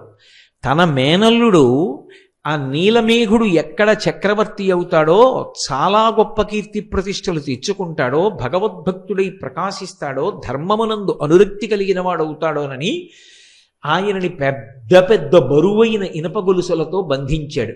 సోదరి అని కూడా చూడకుండా తోడపుట్టినటువంటి దుర్దండిని కూడా ఇనప గొలుసులతో బంధించాడు. తనని కన్న తండ్రిని కూడా బంధించి చెరసాలలో ఉంచాడు. వీళ్ళు ఈ పెద్ద పెద్ద ఇనప గొలుసులు మోసుకుంటూ నడవలేక తిరుగుతూ ఉండేవారు. కొద్ది దూరం నడవాలంటే కష్టం. అటువంటి శిక్ష వేశాడు వాళ్ళకి. ఈ సోదరి అయిన దుర్దండి, ఆమె కుమారుడైనటువంటి ఆ నీలమేఘుడు పడరాని ఇడుములు పడుతున్నారు మైరావణుని యొక్క రాజ్య పరిపాలన యందు. ఇలా ఉండగా ఒకప్పుడు రామచంద్రమూర్తి సముద్రానికి సేతువు కట్టి లంకాపట్టణాన్ని చేరుకుని సీతమ్మ తల్లిని తిరిగి పొందడం కోసమని రావణాసురుడితో యుద్ధం చేయడానికి సంకల్పించినటువంటి రోజులలో రామచంద్రమూర్తిని లక్ష్మణస్వామిని అపహరించి తీసుకుని వెళ్ళిపోయి కీడు తెలపెట్టడం తనకి సాధ్యం కావడం లేదని నిశ్చయానికి వచ్చినటువంటి దురాత్ముడైనటువంటి రావణాసురుడు తన బంధువు మేనమామ అయినటువంటి మైరావణుణ్ణి ఆశ్రయించి ఎలాగైనా సరే రామలక్ష్మణుల్ని అపహరించి తీసుకుని వెళ్ళి నిర్జించమని కోరాడు. ఆ రోజులలో స్వామి హనుమ తన యొక్క వాలము చేత, తోక చేత ఒక పెద్ద ప్రాకార నిర్మాణం చేస్తుండేవారు రాత్రివేళ. అందులో వానర సైన్యం అంతా పడుకునేది. ఆయన తన తోకనే ప్రాకారంగా పెట్టి ఉండేవారు. ఆ తోక దాటి వెళ్ళడం లోపలికి ఎవరికి సాధ్యమయ్యేది కాదు. ఈ వార్త మైరావణుడికి వెళ్ళింది. రామలక్ష్మణుల్ని అపహరించాలి. ఎలా అపహరించడం ఆలోచన చేశాడు. ఆయన దగ్గర సూచీముఖుడు అని ఒక రాక్షసుడు ఉండేవాడు. మేకు ఎలా ఉంటుందో ఆయన ముఖం అలా ఉంటుంది. అంత వాడి అయినటువంటి ముఖం. దానితో ఎంత పటిష్టమైనటువంటి ప్రాకారాన్నైనా సరే ఆయన బద్దలు కొట్టి రంధ్రం చేయగలడు. సూచీముఖుణ్ణి పిలిచి, నువ్వు హనుమ వాలంతో తయారు చేసినటువంటి ప్రాకారాన్ని భేదించి లోపలికి వెళ్ళి నీ మాయలు చూపించి రామలక్ష్మణుల్ని ఒక పెట్టెలో పెట్టి తీసుకురమ్మన్నాడు. సూచీముఖుడు వెళ్ళాడు. వెళ్ళి హనుమ యొక్క వాలం దాకా వెళ్ళి తన ముఖంతో ఆ వాల సంబంధ ప్రాకారాన్ని భేదించడానికి ప్రయత్నించాడు. ఆయన తోకలోంచి ఒక వెంట్రుక పైకొచ్చింది. ఆ వెంట్రుక సూచీముఖుని యొక్క ముఖానికి తగిలి ఆ ముఖం బద్దలైపోయి నెత్తురోడుతున్న ముఖంతో సూచీముఖుడు మైరావణుడి దగ్గరికి వెళ్ళాడు. వెళ్ళి, అయ్యా, హనుమ వాలమునకు ఉన్న ఒక తోక తగిలితే నా ముఖం పగిలిపోయింది, ఇక నేనేం భేదించగలను, నా వల్ల కాలేదన్నాడు. వెంటనే ఆయన మూషికముఖుడు అని పిలవబడేటటువంటి వేరొక రాక్షసుణ్ణి పిలిచాడు. ఆయన ఎలుక ముఖం ఉన్నవాడు. ఆయన కూడా ఎంత దుర్భేద్యమైన దానికైనా రంధ్రం చేయగలడు. నువ్వు వెళ్ళి రంధ్రం చేసి అపహరించవన్నాడు. వెంటనే ఆ మూషికముఖుడు బయలుదేరి వచ్చి హనుమ తోకని స్పృశించగానే ఆయన ముఖం కూడా బద్దలైపోయింది. అంతటి తేజోవంతమైన స్వరూపం. అందుకే హనుమ యొక్క మూర్తికి ఒక్క నమస్కారం చేస్తే చాలు, తరువుకొస్తున్నటువంటి దురితాలు, ఉపద్రవాలు కూడా పక్కకి తొలగిపోతాయి అని చెప్తారు. మనకి రహదారుల వెంట ఎక్కడ చూసినా పూర్వం పెద్ద పెద్ద హనుమన్ మూర్తిని పెట్టి ఉంచేవారు. ఎందుకంటే అంతంత పెద్ద పెద్ద చెట్లని ఆశ్రయించి ఏ ఉగ్రభూతములుంటాయో ప్రయాణం చేస్తున్న వాళ్ళకి ప్రమాదాలు కలగకూడదని ప్రతి ఊరి వాళ్ళు కూడా ఊరి బయట రహదారి పక్కన హనుమన్మూర్తిని ఉంచి తమ ఊరు దాటి పక్క ఊరు వెళ్లే వరకు ప్రయాణికులకు ఇబ్బంది కలగకుండా క్షేమాన్ని ఆశించి తమ వంతు సహాయంగా హనుమన్మూర్తులను ప్రతిష్ఠ చేస్తూ ఉండేవారు. ఇప్పటికీ మీకు తూర్పుగోదావరి జిల్లా, పశ్చిమ గోదావరి జిల్లాల్లో కాలవ ఒడ్డున వెళ్ళిపోతుంటే ప్రతి ఊళ్ళో మొట్టమొదట స్వామి హనుమ యొక్క మూర్తి దర్శనం అవుతుంది. ఆయన కనపడ్డారు అంటే చాలు మనసుకి ప్రశాంతత. అటువంటి మహాద్భుతమూర్తి అయినటువంటి ఆ స్వామి యొక్క వాలానికి రంధ్రం చేయడానికి ప్రయత్నించాడు మూషికముఖుడు. ఆయన వాలమునకు తన ముఖం తగలగానే మూషికముఖుని యొక్క ముఖం కూడా బ్రద్దలైపోయింది. ఏడుస్తూ నెత్తురు కారుతూ మైరావణుడి దగ్గరికి వెళ్ళాడు. ఆయన వెంటనే పాషాణభేది అని పిలవబడేటటువంటి ఇంకొక రాక్షసుణ్ణి పిలిచాడు. వజ్రాన్ని కూడా బదలగొట్టగలడు తన ముఖంతో. వజ్రం వజ్రేన భిన్నయేత్ అని లోకంలో సామెత. వజ్రం వజ్రానికే బదలవుతుంది. అటువంటిది వజ్రాన్ని కూడా భేదించగలిగినటువంటి పాషాణభేది అనేటటువంటి శక్తి కలిగినటువంటి ముఖమున్న రాక్షసుణ్ణి పిలిచి ఆ వాల ప్రాకారానికి రంధ్రం చేసి రామలక్ష్మణుల్ని అపహరించమన్నాడు. ఆయన ప్రయత్నించాడు, విఫలుడైపోయాడు. తిరిగి వచ్చాడు, మైరావణుడికి చెప్పాడు. వేరొక మార్గం లేదు, ఆయన అనుగ్రహిస్తే తప్ప లోపలికి వెళ్ళడం కుదరదు, రామలక్ష్మణుల్ని అపహరించలేం. ఆలోచించి మైరావణుడు విభీషణుడి యొక్క రూపాన్ని పొందాడు. ఎందుకని అంటే వాళ్ళు కామరూపులు, కావలసినటువంటి రూపాన్ని పొందుతారు. విభీషణుడి రూపాన్ని పొంది ఒక పెద్ద పెట్టొకటి చేత్తో పట్టుకొని స్వామి హనుమ పాదముల దగ్గరకు వెళ్ళి నిలబడి పైకి చూసి హనుమకి నమస్కారం చేసి, హే హనుమ, మీరు ఇక్కడ కాపలా ఉండబట్టి ఆ వాలప్రాకారంలో రామలక్ష్మణులు ఇద్దరూ హాయిగా నిద్రపోతున్నారు. కానీ పగలు చేసినటువంటి యుద్ధంలో వాళ్ళ శరీరానికి కలిగినటువంటి గాయములకు ఉపశాంతి కలగాలని ఓషధుల్ని తీసుకొచ్చాను. లోపలికి వెళ్ళి రామలక్ష్మణుల దర్శనం చేసి వాళ్ళు క్షేమంగానే ఉన్నారు అన్నది రూఢం చేసుకుని ఈ ఓషధులు ఇచ్చి వస్తాను, కొద్దిగా చోటు ఇవ్వవలసింది అని అడిగాడు. విభీషణుడు వచ్చాడు అన్న ఆలోచనతో రామలక్ష్మణుల యొక్క క్షేమాన్ని అపేక్షించేటటువంటి లక్షణమున్న హనుమ తన తొడల సందులో కొద్దిగా చోటిచ్చాడు. ఆ తొడల సందులోంచి వెళ్ళిపోయాడు లోపలికి మైరావణుడు. వెళ్ళి తను తెచ్చినటువంటి ఓషధుల్ని పిండితే ఏ నిద్రపోతున్న వ్యక్తి అయినా మూర్ఛలోకి వెళ్ళిపోతారు. అటువంటి ఓషధుల్ని పిండాడు. రామలక్ష్మణులు ఇద్దరూ మూర్ఛలోకి వెళ్ళిపోయారు. ఇద్దరినీ పెట్టెలో పెట్టుకుని మూత వేసి మళ్ళీ బయటికి వచ్చేసాడు. లోపలికెళ్ళి చూశాను, రామలక్ష్మణులు నిద్రపోతున్నారు. రాత్రివేళ రాక్షసులు సంచరించేటటువంటి సమయం. రాక్షసులు మహామాయావులు. హనుమా తస్మాత్ జాగ్రత్త జాగ్రత్త అని చెప్పి తాను పాతాళలోకంలో ఉన్న లంకాపట్టణానికి రామలక్ష్మణుల్ని తీసుకుని వెళ్ళిపోయాడు. తీసుకుని వెళ్ళి ఆ పెట్టె మూత తీసి చూశాడు. తాను పిండిన ఓషధుల యొక్క శక్తి చేత రామలక్ష్మణులు ఇద్దరూ మూర్ఛలో ఉన్నారు. తన చెల్లెలు దుర్దండిని పిలిచాడు. వీళ్ళిద్దరినీ ఇప్పుడు మహానది దగ్గర గొప్ప ఉత్సవం జరుగుతోంది, ఆ ఉత్సవానికి తీసుకెళ్ళి వీళ్ళని బలిస్తాను. బలిచ్చే ముందు ఈ నరులిద్దరికీ స్నానం జరగాలి.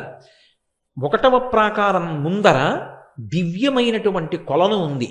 ఆ కొలను నుండి నువ్వు బంగారు కుంభంతో నీళ్లు తీసుకొచ్చి వీళ్ళిద్దరికీ స్నానం చేయించు. వీళ్ళు మూర్ఛయందున్నారు, నీళ్లు మీద పడినా పైకి లేవరు. నేను అటువంటి ఓషధులు పిండాను కాబట్టి నువ్వు నీళ్లు పోయి వీళ్ళని మహానదీ తీరానికి తీసుకెళ్లి బలిస్తానన్నాడు. ఆమె సంకెళ్ళు వేయబడి ఉంది. ఆమె ఎంతో బాధపడుతూ ఇంతటి ధర్మాత్ములైనటువంటి రామలక్ష్మణులకు ఇటువంటి కీడు తలపెట్టాడే అని, స్వామి హనుమ ఉండగా వీళ్ళకి ఇటువంటి ఉపద్రవం ఎందుకు జరుగుతుంది, హనుమ ఎక్కడ ఉన్నారు, ఎందుకు రాలేదు, ఎందుకు రక్షించట్లేదు, ఆయనకి తెలియదా అని ఆలోచిస్తూ హనుమని స్తోత్రం చేస్తూ ఆవిడ నడిచి వెడుతోంది. వెడుతుండగా ఇక్కడ హనుమ నిలబడి ఉన్నారు. విభీషణుడే వచ్చి వెళ్ళాడు అనుకుంటున్నారు. మళ్ళీ విభీషణుడు వచ్చాడు. ఆ వచ్చినవాడు అసలు విభీషణుడు. వచ్చి హనుమ బాగా చీకటి పడింది, రాక్షసులు తిరిగేటటువంటి సమయం, మాయావులు, తస్మాత్ జాగ్రత్త ఉస్మా, లోపల ఉన్న రామలక్ష్మణుల్ని ఒక్కసారి దర్శనం చేసి వస్తాను, క్షేమంగా ఉన్నారో లేదో, నా ఆరాటం నాదన్నాడు. ఆయన అన్నారు, ఇప్పుడే కదా దర్శనం చేశావు, మళ్ళీ దర్శనానికి వెడతానంటే ఏమిటన్నారు. నేనొచ్చాను ఆ దర్శనానికి, నేను రాలేదన్నాడు విభీషణుడు. ఏదో ఉపద్రవం జరిగిందని విభీషణుడిని తీసుకుని లోపలికి వెళ్ళారు. వెడితే అప్పటికే రామలక్ష్మణులు అపహరింపబడ్డారు. ఎవరు అపహరించారు, ఎలా అని ఆలోచన చేశారు. అప్పుడు విభీషణుడు చెప్పాడు, ఇది మైరావణుడి పని, మహామాయావి. మైరావణుని యొక్క పాతాళ లంకకి వెళ్ళడానికి 2 మార్గాలు ఉన్నాయి. ఒకటి విశాలమైనటువంటి సొరంగ మార్గం, అందులో బయలుదేరి వెడితే అనేక మంది రాక్షసులు కనపడతారు. వాళ్లతో యుద్ధం చేసి పాతాళ లంకకి చేరడానికి చాలా సమయం పడుతుంది. ఈ లోపల రామలక్ష్మణులకు ఉపద్రవం రావచ్చు.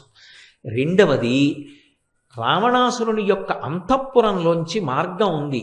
అది తామరనాళం ఎలా ఉంటుందో అంత సన్నగా ఉంటుంది. అందులోంచి సూక్ష్మరూపుడవై వెళ్ళాలి. వెళ్ళిన తరువాత పాతాళలంక యొక్క బహిప్రదేశానికి చేరుకుంటావు. అక్కడ మొదటి ప్రాకారాన్ని దాటడం చాలా చాలా కష్టం, అసలు ప్రాకార ప్రవేశం చెయ్యలేరు. అటువంటి ఏర్పాట్లున్నాయని నేను విన్నాను, అక్కడ వరకే నాకు తెలుసు.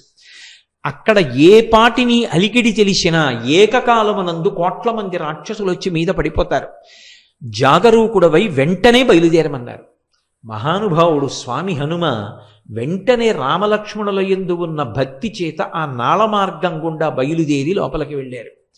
వెళ్ళేటప్పటికి తిన్నగా ఈ జలాశయం దగ్గరికి వెళ్ళారు. అక్కడ ఏడుస్తూ దుర్దండి కనపడింది. దుర్దండి అంటే మళ్ళీ మీరు జ్ఞాపకం తెచ్చుకోండి, ఆవిడ మైరావణుని యొక్క చెల్లెలు. అక్కడ ఒక పెద్ద శమీ వృక్షం ఉంది. లంకాపట్టణంలో అయితే శిశుపా వృక్షం, ఇక్కడ శమీ వృక్షం. శమీ వృక్షం మీదకెక్కి కూర్చున్నారు. కూర్చుని ఈమె ఎందుకు ఏడుస్తోంది అని పరిశీలించారు. ఆమె వెక్కుతూ పైకి అంటోంది, హనుమ ఏమయ్యారో, హనుమ ఎక్కడున్నారో, హనుమ ఉంటే రామలక్ష్మణులకి ఇటువంటి కీడు ఏర్పడదే అని. వెంటనే వచ్చి, అమ్మా నువ్వెవరు, స్వాంతన పొందు, నిజం చెప్పన్నారు. మైరావణుడే మాయావేషంలో వచ్చాడేమోనని దుర్దండి భయపడింది. కానీ హనుమ పలికినటువంటి స్వాంతన వచనముల చేత ఊరట పొందినటువంటి దుర్దండి తాను రామలక్ష్మణులకు నీటిని పట్టికెడుతున్నటువంటి విషయాన్ని, స్నానం చేయించిన తరువాత మైరావణుడు వాళ్ళిద్దరినీ మహానదీ తీరానికి తీసుకెళ్లి బలివ్వాలనుకుంటున్నటువంటి విశేషాన్ని చెప్పింది. నన్ను ఎలాగైనా మైరావణుడు ఉన్న అంతఃపుర ప్రాంతంలోకి ప్రవేశపెట్టగలవా అని అడిగారు. ఇక్కడ ఒక విశేషం ఉంది. అసలు మొదటి ప్రాకారంలోకి, పట్టణంలోకి ప్రవేశం చెయ్యాలి అంటే ఒక బిలమార్గం ఉంటుంది. ఆ బిలంలోంచి వెళ్ళాలి. వెళ్ళేటప్పుడు ఆ రంధ్రంలో దూరి వెళ్ళగానే ఒక త్రాసు ఒకటి ఉంటుంది. త్రాసుకి 2 తక్కెళ్ళు ఉంటాయి. ఈ 2 తక్కెళ్లలో ఏదో ఒక తక్కెడ మీద నుంచి నడిచి వెళ్ళాలి. అది మైరావణుడు పరమశివుడి గురించి గొప్ప తపస్సు చేసి పొందినటువంటి త్రాసు. ఎవరైనా లోపలికి వెళుతున్నప్పుడు ఎంత సూక్ష్మరూపంతో వెళుతుండనివ్వండి, వాడు మైరావణుడి మిత్రుడైతే త్రాసు అలాగే నిలబడుతుంది, సమంగా 2 తక్కెళ్ళు. ఒకవేళ ఎవరైనా శత్రువు వెడుతూ ఉంటే వెంటనే ఒకవైపు ఉన్నటువంటి తక్కెడ కిందకి దిగి రెండవది పైకి లేస్తుంది. పిడుగులు పడిన ధ్వని, ప్రమాద ఘంటికలు మోగుతాయి. ఆ పాతాళ లంకంతా రాక్షసులందరూ విచ్చుకత్తులు పట్టుకుని త్రాసు దగ్గరికి వచ్చేస్తారు. కాబట్టి ఎలా మిమ్మల్ని తీసుకెళ్దామని అడిగింది. నేను ఈ జమ్మి ఆకంత రూపాన్ని పొందుతాను. మీరు శమీ వృక్షాన్ని చూసి ఉంటారు. శారదా నవరాత్రుల్లో విజయదశమి నాడు శమీ పూజ అని చేస్తాం. చాలా చిన్న ఆకు ఉంటుంది. అంత సూక్ష్మ రూపాన్ని పొంది ఆమె పట్టుకున్నటువంటి జలకలశలోకి ప్రవేశించి దాని అంచు పట్టు కూర్చున్నారు. అది ఆయన అనుగ్రహ విశేషం. మహానుభావుడు ఏ రూపాన్నైనా ధరిస్తారు, కామరూపి. ఆ జలకలశ పట్టుకుని ఆ దుర్దండి ఆ బిలంలోంచి ప్రవేశించి తక్కెట మీద అడుగుపెట్టింది. అది పరమశివానుగ్రహంతో వచ్చిన త్రాసు. మైరావణునికి విరోధి అయినటువంటి హనుమ ప్రవేశిస్తున్నారని త్రాసుకి తెలిసిపోయింది. అది వెంటనే రెండవ పక్క తక్కెడ దిగిపోయి పిడుగులు పడిన చప్పుడు వచ్చి భయంకరమైన గంటలు మోగాయి, ప్రమాద గంటికలు. వెంటనే రాక్షసులు వచ్చి మీద పడిపోయారు. హనుమ పరమ భయంకరమైనటువంటి రూపాన్ని పొంది రాక్షసులందరినీ మర్దించారు. ఆయనకి అది పెద్ద విశేషం కాదు. అరిచేత్తో కొట్టి చంపేస్తారు. అమిత్రాణం భయకరో. అందుకే కదా జయమంత్రంతో చెప్తారు. జయమంత్రంలో అంటారు, పాదపైశ్చ సహస్రశః అర్ధయిత్వా పురీం లంకాం అభివజ్య చ మైథిలీం అంటారు. నేను రాళ్ళు విసిరి చంపుతాను, నా అరికాళ్లతో తొక్కి చంపుతాను, అరిచేతులతో మర్దించి చంపుతాను, మోచేతులతో పొడిచి చంపుతాను, నా కోరలతో కురికి చంపుతాను, శిరస్సుతో కుమ్మి చంపుతాను, శిలాభిస్తు ప్రహరత, నాకు రాళ్లు పెట్టి కొట్టి చంపుతాను, పర్వత శిఖరములను ఊడదీసి విసురుతా, చెట్లు పెకలించి విసురుతా, నాకు ఆయుధం అక్కర్లేదు. అంతటి మహాతేజోమూర్తి. కాబట్టి ఆయన ఈ రాక్షసులందరినీ సంహరించారు. కానీ ఎక్కడి నుంచో ఒక మహావీరుడు వచ్చాడు. ఇద్దరి మధ్య అరివీర భయంకరమైనటువంటి యుద్ధం జరిగింది. ఎంత యుద్ధం చేసినా స్వామి హనుమ అవతల యుద్ధానికి వచ్చినటువంటి వీరుణ్ణి మట్టు పెట్టలేకపోయారు. ఆఖరికి హనుమ అంతటి వారు బడలిపోయారు. అంత బడలిపోయి ఆశ్చర్యపోయారు. ఇంత శక్తి కలిగినటువంటి వాడు ఎలా తయారయ్యాడు అసలు? పైగా ఇతన్ని చూస్తే నాకేదో అవ్యాజమైన ప్రేమ కలుగుతోంది. ఇంతటి మహావీరుడు అని నాకు కోపం రావట్లేదు, చంపేద్దామన్న తీవ్రమైన ఇచ్ఛ కలగట్లా. ఏదో ఉందని ఒక్కసారి ఆగి, అసలు నువ్వెవరు నాతో ఇంతసేపు నిలబడి పోరు సాగించగలిగావు? నీ గాథ ఏమిటి చెప్పమన్నారు. అంటే ఆయన తన కథ చెప్పడం మొదలుపెట్టాడు. ఒకానొకప్పుడు ఒక గంధర్వకాంత ఉండేది. ఆమె మతంగ మహర్షి చేత వేరొక కారణానికి శపింపబడి ఒక పెద్ద చాపగా మారి దక్షిణ సముద్రంలో ఉండేది. ఆమెకి శాపావకాశం ఎప్పుడు కలుగుతుంది, ఎప్పుడు పోతుంది ఆ శాపం అని ఆమె మతంగ మహర్షిని ప్రార్థించింది. హనుమ ఎప్పుడైనా అలసట పొందితే, అలసట పొందినటువంటి హనుమ ఒంటి నుండి చెమట పుడితే, ఆ చెమట ఆయన ఇలా తీసి పక్కన పడేస్తే, ఆ చెమట నువ్వు మింగితే, చెమట వలన నీకు కొడుకు పుడితే నీకు శాపం పోతుంది. కానీ నీకు భూత భవిష్యత్ వర్తమాన కాలముల యందు దృష్టినిస్తున్నాను, అది పోదు. గతంలో ఏం జరిగిందో, ఏం జరుగుతోందో, ఏం జరగబోతోందో నీకు తెలుస్తుంది. నీకు ఆ శక్తిని ఇచ్చాను, వెళ్ళమన్నారు మతంగ మహర్షి. అన్నీ రామకార్యం కోసం వచ్చినవే. మహర్షుల యొక్క ఏర్పాటు అంత చాకచక్యంగా. ఆమె దీర్ఘదీహి అన్న పేరుతో పెద్ద చాప అయి దక్షిణ సముద్రంలో ఉంది. స్వామి హనుమ సేతుబంధనం జరుగుతున్న సమయంలో అలసట పొందారు. పెద్ద పెద్ద బండరాళ్ళు తెచ్చి సముద్రంలో వేస్తున్నారు. చెమట పట్టదండి మరి. చెమట పట్టి ఆయన నుదుటికి ఉన్న చెమటని ఇలా తీసి ఇలా అన్నారు. ఇలా అన్నప్పుడు దులపబడినటువంటి ఆ చెమట బిందువుల్ని దీర్ఘదేహి అయినటువంటి గంధర్వకాంత చాప రూపంలో ఉన్నది పెద్ద నోరు తెరిచి పట్టుకుని గుటుక్కుని మింగింది. అది మహర్షి యొక్క మాట. అది ఉత్తినే పోవడానికి వీల్లేదు. అలా పుడతారా అండి అంటే అది సామాన్య విశేషం.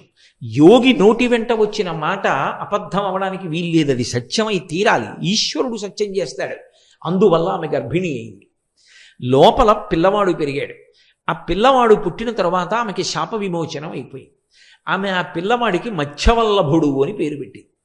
నాయనా, నువ్వు హనుమ యొక్క కుమారుడివి, నేను గంధర్వకాంతని. శాపం చేత ఇలా వచ్చాను. నువ్వు పరమ దుర్మార్గుడైనటువంటి మైరావణుణ్ణి సేవిస్తూ ఉండు. దానివలన నీకు ఒక ప్రయోజనం కలుగుతుంది. నీ తండ్రి దర్శనం అవుతుంది.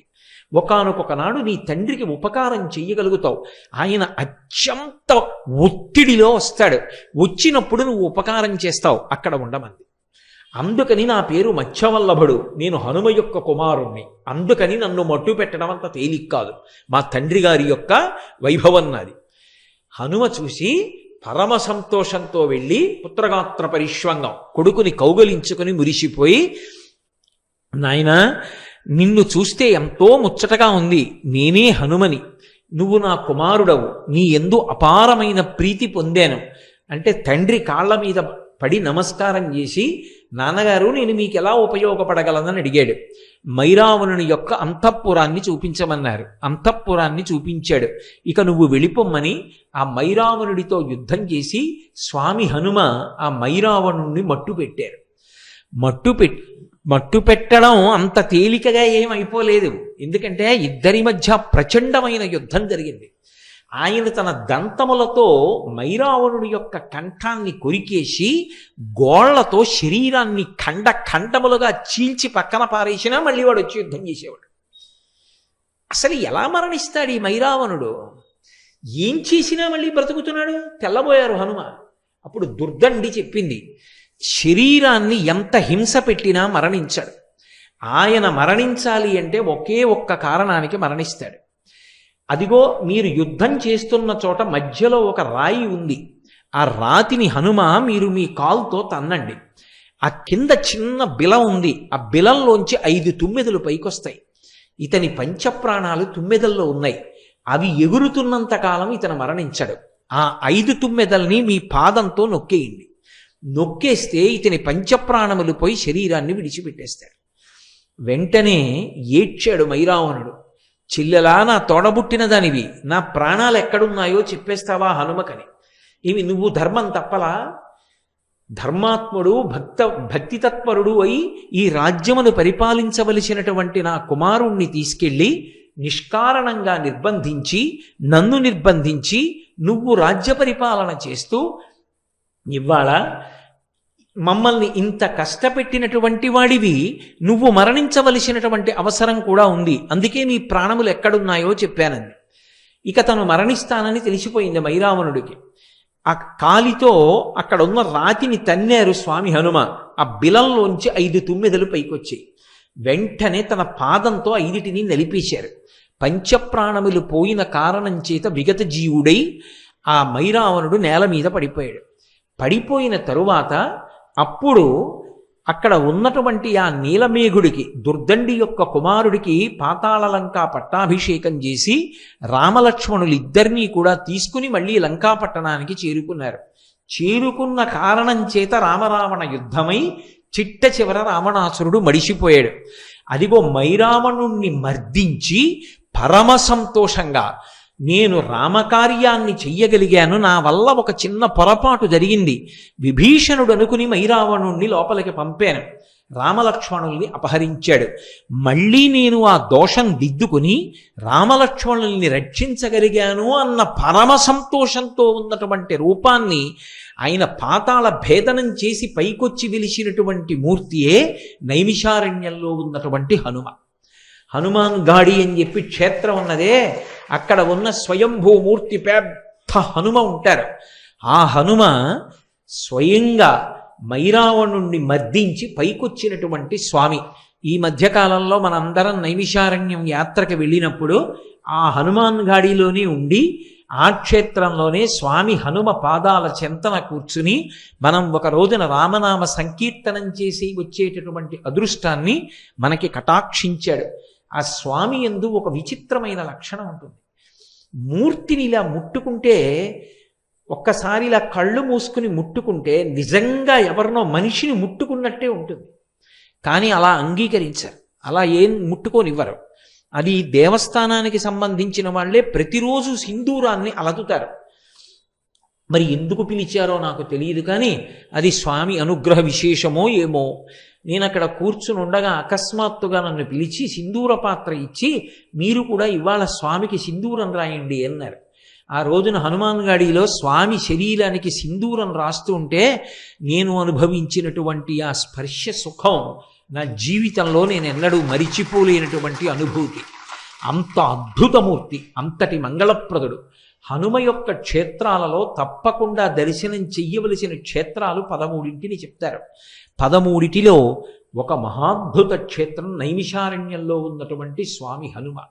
అంత గొప్ప క్షేత్రంలో మనం ఆ స్వామిని దర్శించి అక్కడ రామనామ గానం చేసి రాగలగడం ఆ రామచంద్రమూర్తి యొక్క, సీతమ్మ యొక్క, స్వామి హనుమ యొక్క నిర్హేతుక కృపా కటాక్ష వీక్షణం. కాబట్టి హనుమ ఎక్కడ ధర్మతత్పరులైన వారు ఉంటారో అక్కడక్కడ ఆయన అనుగ్రహ ప్రచోదనం ఉంటుంది. దుర్దండి ప్రార్థన చేసిందని వెళ్ళారా? దుర్దండి యొక్క కుమారుడైనటువంటి ఆ నీలమేఘుడు ప్రార్థన చేశాడని వెళ్ళారా? మైరావణుడు రామలక్ష్మణుల్ని అపహరించడం యథార్థానికి వాళ్ళు రక్షింపబడడానికి హనుమ అక్కడికి వెళ్ళి మైరావణుణ్ణి మర్దించాలి. అది జరగాలి అంటే దానికి ఏదో ఒక సన్నివేశం జరగాలి. అందుకు రామలక్ష్మణుల్ని అపహరించగలిగాడు తప్ప వేరొకలా సాధ్యమా? ఎక్కడ ధర్మం ఉంటుందో అక్కడ స్వామి హనుమ ఉంటాడు. మీరు రామాయణంలో ఒక పెద్ద చమత్కారాన్ని చూసుంటారు. వీటిని ప్రార్థనా శ్లోకాలుగా చెప్తారు హనుమ విషయంలో. గోష్పదీకృతమారాసిం మశకీకృత రాక్షసం రామాయణ మహామాలారత్నం వందే అనిలాత్మజం. రామాయణ మహామాలారత్నం. మాల అంటాం. మాల అంటే ఇదిగో ఇప్పుడు ఏదో నాకు మెడలో ఈ పుష్పమాల వేశారు. ఈ పుష్పమాల శోభస్కరంగా ఉంది. ఎందుకని అంటే ఇటువైపు నుంచి దండ, ఇటువైపు నుంచి దండ కట్టి మధ్యలో దీనికి ఈ పూల యొక్క మాలని మధ్యలో ఒక గుచ్ఛాన్ని అమర్చారు. ఇది రెండు వైపుల నుంచి వచ్చినటువంటి మాల కలుసుకున్న చోట శోభస్కరంగా సౌందర్యవంతంగా చేస్తుంది. అలా రామాయణము అనబడేటటువంటి మాల ఎక్కడ కలుసుకుందో అక్కడ హనుమ దాన్ని శోభస్కరం చేసేటటువంటి రత్నం. అది లేకపోతే ఆ మాలకు అందమే లేదు. మీరు ఎప్పుడైనా రామాయణం విషయంలో ఒక విశేషాన్ని గమనించండి. మహాత్ములు అని రామాయణంలో కీర్తింపబడడం సాధారణంగా ఎక్కడ అన్వయం అయిపోతుందంటే సీతారాములిద్దరికీ కూడా సంబంధించిన వారై సీతారాముల యొక్క హృదయాన్ని చూరగొన్నవారై సీతారాములు ఇద్దరి యొక్క బాహ్యంలో రామాయణంలో నరులుగా వచ్చారు కాబట్టి వాళ్ళ కష్టాన్ని తీర్చడంలోనో వాళ్ళిద్దరినీ కలపడంలోనో వాళ్ళిద్దరికీ మనశ్శాంతిని ఇవ్వడంలోనో ఎవరు రామాయణంలో ప్రధానమైనటువంటి స్థితిలో నిలబడ్డారో వాళ్ళు మహాత్ములుగా రామాయణంలో కీర్తింపబడతారు. మీరు గమనించండి. మొట్టమొదటి వ్యక్తి విశ్వామిత్రుడు. విశ్వామిత్రుడు శ్రీరామాయణంలో బాలకాండ ఒక్క దాంట్లోనే కనపడతారు. ఒక్క బాలకాండలోనే కనపడినప్పటికీ విశ్వామిత్రుడు అసలు సీతారాములు ఇద్దరినీ కలిపాడు. సీతా కళ్యాణం చేసినది ఎవరు అంటే విశ్వామిత్రుడే. విశ్వామిత్రుడే రామలక్ష్మణులు ఇద్దరినీ కూడా మిథిలా నగరానికి తీసుకెళ్ళాడు. శివధనుర్భంగం చేయించాడు. విశ్వామిత్రుడి కారణంగానే సీతమ్మ రాముడి పక్కకెళ్ళింది, రాముడు సీతమ్మ పక్కకు వచ్చాడు. సీతారామ కళ్యాణం జరగడానికి కారకుడైన వాడు బ్రహ్మర్షి విశ్వామిత్రుడు. ఆ విశ్వామిత్రుడు రామాయణంలో మహాత్ముడై శాశ్వతమైనటువంటి కీర్తి గణించుకున్నాడు. రెండవ వారు సీతారాములు ఎడబాటు పొందినప్పుడు మళ్ళీ సీతమ్మ తల్లి యొక్క క్షేమవార్త తెచ్చి రామచంద్రమూర్తికి చెప్పి రామచంద్రమూర్తి యొక్క క్షేమవార్త సీతమ్మ తల్లికి చెప్పి సీతారాముల యొక్క మనశ్శాంతికి కారకుడై మళ్ళీ సీతారాములు కలుసుకోవడానికి ప్రధానమైన వ్యక్తిగా శోభించినటువంటి వారు స్వామి హనుమ. అందుకే ఎప్పటికీ హనుమ మహాత్ముడుగా జగద్రక్షకుడుగా నిలబడిపోయారు. మూడవ వారు వాల్మీకి మహర్షి. వాల్మీకి మహర్షి శ్రీరామాయణ రచన అంతా చేయడం ఒకెత్తు. రామాయణంలో ఆయన కూడా ఒక వ్యక్తి, పాత్ర అనకూడదు. పాత్ర అంటే కాల్పనిక సాహిత్యం అయితే అది ఏదో కల్పించి రచించిన గ్రంథం అయితే అందులో కల్పించి కూర్చబడినటువంటి ఒక వ్యక్తిని పాత్ర అంటారు. అది ఊహచేత నిర్మింపబడింది తప్ప నిజంగా ఉన్నాడని కాదు. కానీ శ్రీరామాయణంలో వాల్మీకి మహర్షి వ్యక్తి, పాత్ర కారు, ఊహాజనితం కాదు. యథార్థంగా వాల్మీకి మహర్షి రామాయణంలో ఒక వ్యక్తిగా ప్రవర్తించారు. ఆయన ధర్మానికి కట్టుబడినటువంటి రామచంద్రమూర్తి సీతమ్మని అరణ్యములకు పంపించవలసిన సందర్భం ఏర్పడితే సీతమ్మని తన ఆశ్రమంలో ఉంచుకొని ఆమెకి కలిగినటువంటి కుమారులకు నామకరణం చేసి వాళ్ళకి అస్త్రవిద్య నేర్పించి రామాయణాన్ని వీణ మీద పాడి గానం చెయ్యడం వాల్మీకి మహర్షియే లవకుశులకు ఉపదేశం చేశారు. మళ్ళీ చిట్ట చివర సీతమ్మ తల్లి యొక్క అవతార పరిసమాప్తికి పూర్వం సీతారాములిద్దరూ కలుసుకోవడానికి కారకులైనటువంటి వారు వాల్మీకి మహర్షి. అందుకే ఎక్కడెక్కడ రామాయణంలో సీతారాములిద్దరినీ కలపడంలో ప్రధానమైనటువంటి వారై ఉంటారో, సీతారాముల ఇద్దరి యొక్క మనశ్శాంతికి కారకమైన వారై ఉంటారో అటువంటి వారు మహాత్ములై కీర్తింపబడతారు. స్వామి హనుమ అంత అద్భుతమైనటువంటి స్థితిలో రామాయణంలో సీతారాముల్ని కలిపారు. ఒకానొకప్పుడు అసలు ఈ రామాయణం ఏమైపోతుంది, ఎలా పూర్తవుతుంది అన్న అనుమానం ఉన్న చోట ఆయన ఒక మహారత్నమై రెండవ వైపు రామాయణాన్ని తీసుకెళ్లి కలిపారు, మహామాలగా మార్చారు. అందుకే రాముడు బయలుదేరాడు, అరణ్యవాసంలో వెతుక్కుంటూ వెడుతున్నాడు. అరణ్యకాండలో ఎక్కడా సీతమ్మ కనపడలేదు. కానీ సుగ్రీవుడికి రామచంద్రమూర్తికి సంధి కుదిరేటట్టుగా ప్రధానమైనటువంటి స్థితిలో ప్రవర్తించి వారిద్దరికీ సంధి చేసినటువంటి వారు స్వామి హనుమ. ఆ కారణం చేత తన ప్రభువైనటువంటి సుగ్రీవుడికి ఉపశాంతి కలిగి రాజ్యం కలిగింది.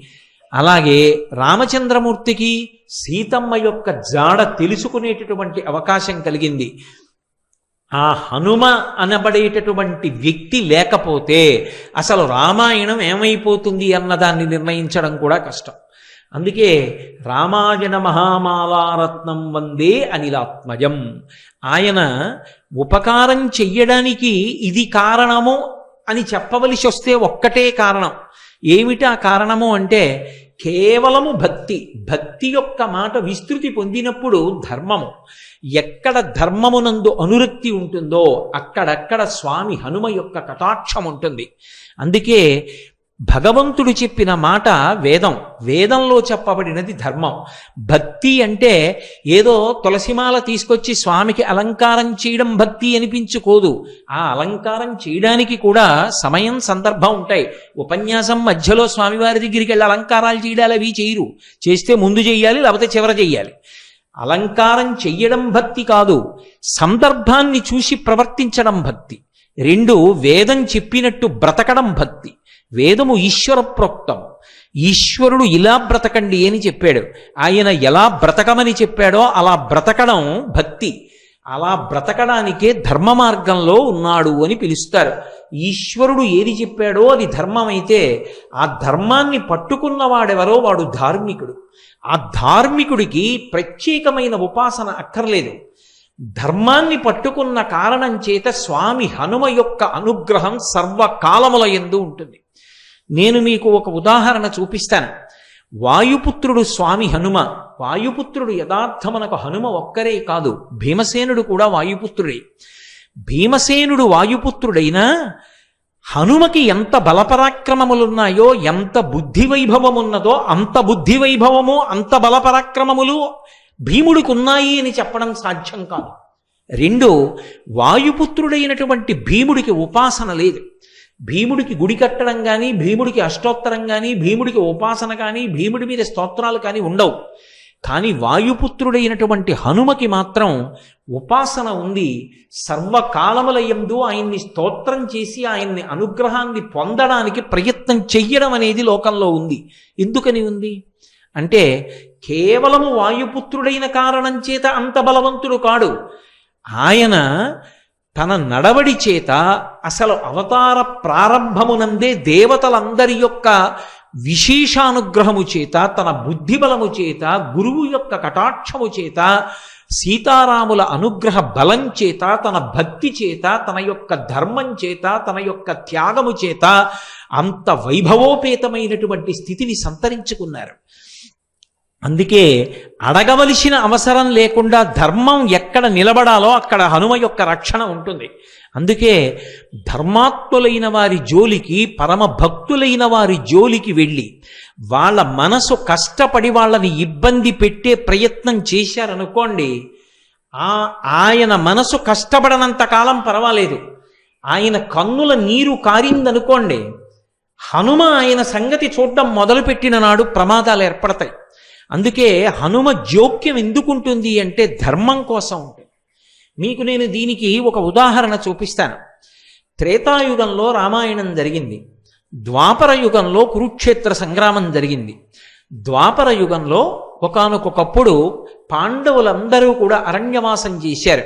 ఎందుకు అరణ్యవాసం చేశారు, ఎందుకు అజ్ఞాతవాసం చేశారు, ఈ విశేషాలన్నీ మీకు తెలిసున్నవి. వాళ్ళు అరణ్యవాసం చేస్తున్న రోజులలో 6 రోజులు బదరీ క్షేత్రంలో ఉన్నారు. 6 రోజులు బదరీ క్షేత్రంలో ఉన్నప్పుడు ఒక రోజున భీమసేనుడు ద్రౌపదీదేవితో కలిసి ఆ బదరీ క్షేత్రానికి కింద హిమవత్ పర్వత ప్రాంతంలో ఒక చోట కూర్చుని ఉన్నాడు శిలావేదిక మీద. ఎక్కడ నుండో పెద్ద గాలి వేసింది. ఆ గాలికి ఒక పెద్ద తామర పువ్వు ఒకటి వచ్చి వాళ్ళ దగ్గర పడింది. కుతూహలంగా ద్రౌపదీదేవి ఆ తామర పువ్వుని పైకెత్తి చూసింది. అది 1000 రేకుల పద్మం, సహస్రపత్ర కమలం. అందులోంచి విశేషమైన సువాసన వస్తోంది. ఆవిడంది, ఇటువంటి పుష్పాన్ని నేను పూర్వం చూడలేదు, ఎంత అద్భుతంగా ఉంది ఈ పువ్వు, ఎంత సౌకుమార్యంతో ఉంది, ఎంత గొప్ప సువాసనలు గుబాళిస్తోంది. ఇటువంటి పువ్వులు మరికొన్ని పువ్వులుంటే నేను సంతోషిస్తాను, ఇటువంటి పువ్వులు మరికొన్ని నా కొరకు తెచ్చిపెట్టగలరా అని భీమసేనుణ్ణి అడిగింది. ఏదైనా సాధించడం అంటే మహాసంతోషం భీముడికి. ఆయన ఆ 1000 రేకుల తామర ఎటువైపు నుంచి వచ్చి పడిందో, ఆ గాలి ఎటువైపు నుంచి వచ్చిందో దానికి అభిముఖంగా ప్రయాణం మొదలుపెట్టాడు. ఆ హిమవత్ పర్వత శృంగముల మీద ప్రయాణం చేస్తున్నాడు. కనపట్ట జంతువుల్ని తన చేతులతో మర్దిస్తున్నాడు. మంచి చల్లటి నీరు కలిగినటువంటి ఒక సరోవరం కనపడింది. అందులో దిగాడు, స్నానం చేశాడు. కనపడ్డ తీయటి పళ్ళన్నీ తింటున్నాడు. నడిచి వెడుతున్నాడు. ఆ వెడుతున్నప్పుడు కిన్నెరకాంతలు మొదలైనటువంటి వాళ్ళు ప్రచ్ఛన్న రూపాలతో గుహల్లో దాక్కుని భీమసేనుని యొక్క పౌరుష పరాక్రమాల్ని, ఆయన యొక్క అద్భుతమైనటువంటి ఆ శరీరాన్ని చూసి ఆశ్చర్యపోతున్నారు. ఆ స్నానం చేసి బయలుదేరి వెడుతున్నటువంటి భీముడికి ఆ ప్రకృతి, ఆ వాతావరణం పులకింపచేసి లోపల కలిగినటువంటి సంతోషాన్ని పట్టలేక తన శంఖాన్ని తీసి పెద్దగా పూరించి సింహనాదం ఒకటి చేశాడు. చేసేటప్పటికీ అక్కడ ఉన్నటువంటి ప్రాణుల గుండెలు బద్దలైపోయి నెత్తురు కక్కుకున్నాయి. భీమసేనుడి శంఖనాదం, ఆయన సింహనాదం అంటే అలా ఉంటాయి. అదే సమయంలో అక్కడ గంధమాదన పర్వతం ఉంది. ఇప్పటికీ మీరు బదరీ వెడుతుంటే చెప్తారు, ఇదే గంధమాదన పర్వతం అని చెప్తారు. ఇప్పటికీ స్వామి హనుమ ఆ గంధమాదన పర్వతం మీదే ఉంటారు అని చెప్తారు పెద్దలు. పరాశర సంహిత కూడా అదే విషయాన్ని ధృవీకరించింది. మహాభారతం కూడా ఆరణ్యపర్వం అదే విషయాన్ని ధృవీకరించింది. నేనైతే ఏమంటానంటే, ఎక్కడ రామనామం ఉంటుందో అక్కడ హనుమ ఉంటారు అని చెప్తాను. కాబట్టి ఆ గంధమాదన పర్వతం మీద విహరిస్తూ వెడుతున్నాడు. ఆ సౌగంధికా పుష్పం, ఆ 1000 రేకుల తామర పువ్వు ఎట్నుంచి వచ్చిందో ఆ చెట్టు వెతుకుతూ వెడుతున్నాడు. వెతుకుతూ ఉండగా అక్కడే పెద్ద కదళీవనం ఉంది. కదళీవనం అంటే అరటి తోట. అరటి తోటల్లో స్వామి హనుమ తిరుగుతూ ఉంటారు. ఆయనకి అది మిక్కిలి ప్రీతిపాత్రమైనటువంటి ప్రదేశం. ఆ అరటి తోటలో స్వామి హనుమని ఉపాసన చేసిన, అరటి తోటలో హనుమ యొక్క మూర్తిని పెట్టి హనుమాన్ చాలీసా చదివిన, హనుమ మీద ఇందాక నేను మీకు ఆ మైరావణుని యొక్క ఉపాఖ్యానం చెప్పానే, అందులో ఆ నీలమేఘుడు అనబడేటటువంటి దుర్దండి కుమారుడు స్తోత్రం చేశాడు హనుమని. ఆ స్తోత్రాన్ని పఠించిన, హనుమకి సంబంధించినటువంటి దండకాన్ని చదివిన, హనుమని అష్టోత్తరంతో కానీ సహస్రంతో కానీ పూజ చేసిన కొన్ని ప్రత్యేకమైనటువంటి పళ్ళు ఉన్నాయి. నేను ఈ 5 రోజుల ఉపన్యాసంలోనూ వాటి గురించి మీతో మనవి చేస్తాను ప్రత్యేకంగా. ఆ పళ్ళు ఆయనకి నివేదన చేసిన, అరటి తోటలో పూజ చేస్తే హనుమ ఏదో ఒక రూపంలో వచ్చి వాటిని స్వీకరిస్తారు అని ప్రతీతి. ప్రతీతి ఏమి, యథార్థమే. ఒకప్పుడు గుంటూరులో శ్రీరామాయణం జరుగుతున్న రోజుల్లో ఒక పెద్ద అరటి తోటను ఒక దాన్ని తీసుకుని ఆ అరటి తోటలో అటువంటి పూజ చేస్తే, ఇప్పుడు నేను ఆ వివరాలు చెప్పడానికి సిద్ధంగా లేను, కానీ అది ఎంత పరమ ప్రామాణికమైనటువంటి సత్యము అన్నది నిరూపణమే. హనుమ అరటి తోటలో పూజ చేస్తే వచ్చి స్వీకరిస్తారు, కదలీవనంలో తిరుగుతారు అని. ఇప్పటికీ మీకు కొన్ని కొన్ని క్షేత్రాలు ఉన్నాయి, కొన్ని కొన్ని ప్రదేశాలు ఉన్నాయి. ఆ ప్రదేశాలకు వెడితే హనుమ స్పర్శ స్పష్టంగా కనపడుతుంది. ఇప్పటికీ వెంకటాచలంలో ఒక ప్రత్యేకమైనటువంటి ప్రదేశం ఉంది. మెట్లు దిగి విడితే పెద్ద మామిడి చెట్లు, అరటి తోపులు కనపడతాయి. దాని మధ్యలో ఉంటుంది హనుమ యొక్క దేవాలయం. అటువంటి కదలీవనంలో ఒక పర్వత గుహలో పడుకుని ఉన్నారు. మళ్ళీ వెనక్కి భారతంలోకి రండి, ఆరణ్య పర్వంలోకి. భీమసేనుడు సౌగంధికా పుష్పాల కోసం వెడుతున్నాడు. పెద్ద సింహనాదం చేశాడు, శంఖనాదం చేశాడు, ప్రాణులన్నీ భీతిల్లేయి. అటువంటి సమయంలో అక్కడే పర్వత గుహలో పడుకునున్నారు హనుమ. ఆయన వెంటనే ఉలిక్కి పడి లేచారు. ఒక్కసారి ఆ చప్పుడు మళ్ళీ జ్ఞాపకం తెచ్చుకున్నారు. ఓ నా సోదరుడు, నా తమ్ముడు, వాయుపుత్రుడు భీమసేనుడు సౌగంధికా పుష్పాల కోసం వచ్చాడు. వచ్చి చల్లటి నీటిలో స్నానం చేశాడు, సేద తీరాడు, తీయటి పళ్ళు తిన్నాడు. ఆ సంతోషం లోపల అణుచుకోలేక పెద్ద సింహనాదం చేసి శంఖం పూరించాడు. కాబట్టి ఇప్పుడు నేను ఆ భీమసేనుణ్ణి కలుస్తాను అని తిన్నగా వెళ్ళి భీమసేనుడు వెడుతున్నటువంటి దారికి అడ్డుగా ఒక వృద్ధవానర రూపంతో పడుకున్నారు. వెళ్ళిపోతున్నటువంటి భీమసేనుడు చూశారు, అడ్డుగా ఎవరైనా పడుకునుంటే దాటి వెళ్ళకూడదని ధర్మశాస్త్రం. అందుకని ఆయన అన్నారు, ఓ వృద్ధవానరమా, నేను భీమసేనుణ్ణి నడిచి వెడుతున్నాను, వాయుపుత్రుణ్ణి, ధర్మరాజు సోదరుణ్ణి. ఏం అడ్డంగా పడుకుంటావు, లేచి పక్కకు పో. నిన్ను దాటడం నాకు చేత కాదనుకుంటున్నావేమో, నిన్నేమిటి, నిన్ను ఈ శిఖరాన్ని కూడా లంఘిస్తాను, అంత శక్తివంతుణ్ణి. మర్యాద కోసం అడిగాను, పక్కకి తప్పుకోమన్నారు. అంటే హనుమ ఏమీ తెలియనటువంటి వారిలే అన్నారు, అబ్బా అబ్బా అబ్బా అబ్బా, చాలా గొప్పవాడవే, నన్ను లంఘిస్తావు, ఎదురుగుండా కనపడుతున్న గిరిని లంఘిస్తామే అన్నారు. మరి ఏమనుకుంటున్నావు, ఒకప్పుడు మా అన్నగారు హనుమ 100 యోజనముల సముద్రాన్ని లంఘించి వెళ్ళారు, అలా దాటగలరు అన్నారు. అంటే ఆయన ఎప్పుడు రామనామం ఏ కారణంగానైనా వినపడుతుందా అని చూస్తుంటారు.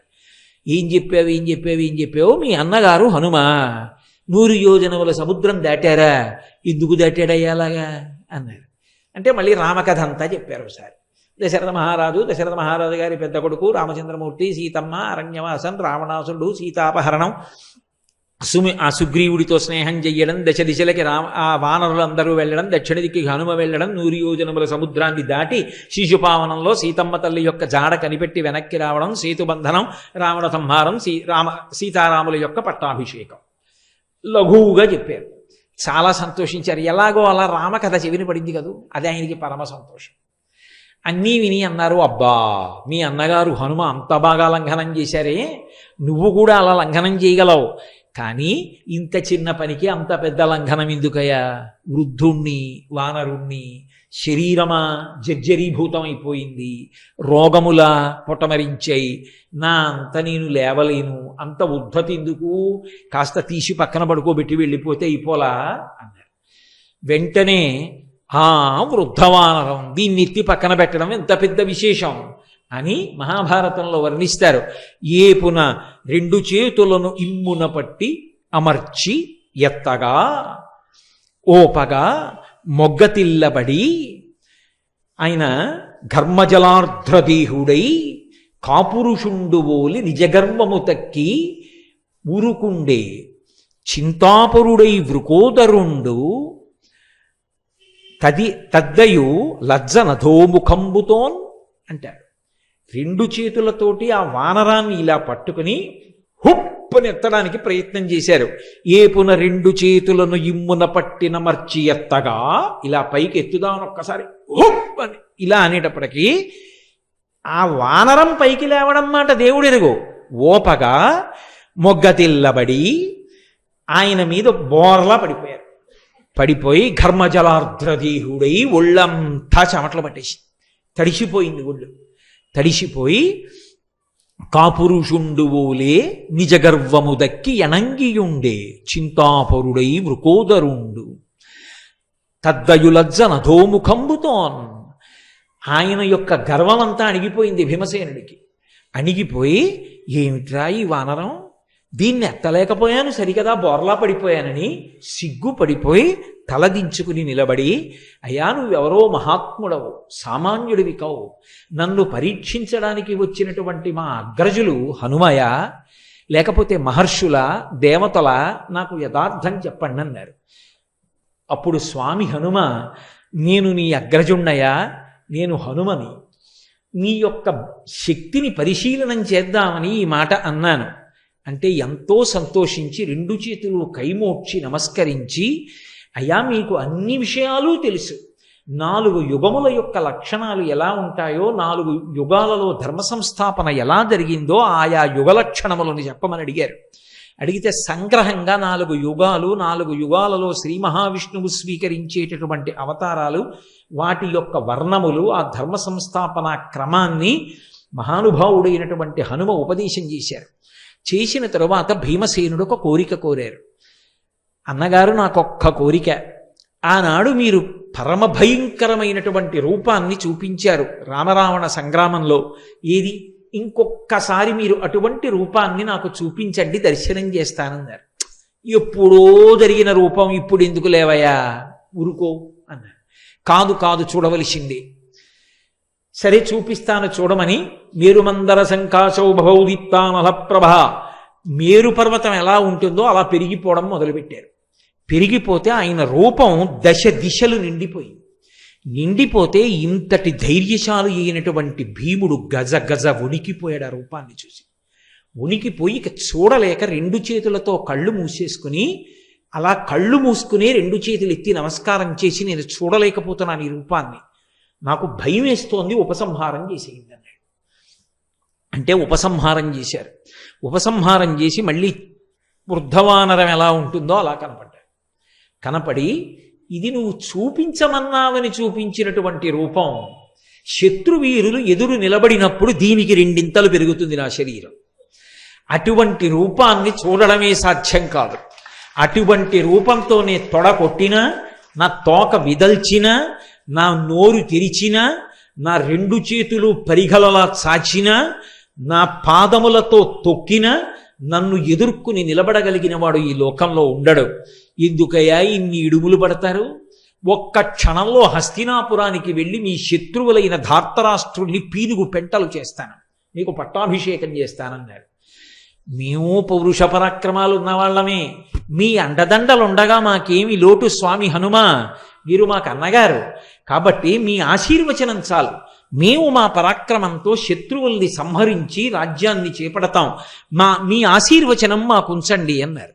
చాలా సంతోషించారు. మీ పౌరుష పరాక్రమాలు ఏమిటో చూడాలని నాకు కోరికగా ఉంది మీరు శత్రువుల్ని సంహరిస్తున్నటువంటి వేళలో. కాబట్టి కురుక్షేత్ర సంగ్రామం ప్రారంభం అవుతున్నప్పుడు ఒక్కసారి నన్ను స్మరించండి, నేను మీలో ప్రధాన వీరుడైనటువంటి అర్జునుడి యొక్క రథ పతాకం మీదకి వచ్చి కూర్చుంటాను, కూర్చుని మీరు చేసేటటువంటి యుద్ధాన్నంతటినీ పరిశీలిస్తానన్నారు. హనుమ మంగళప్రదుడు.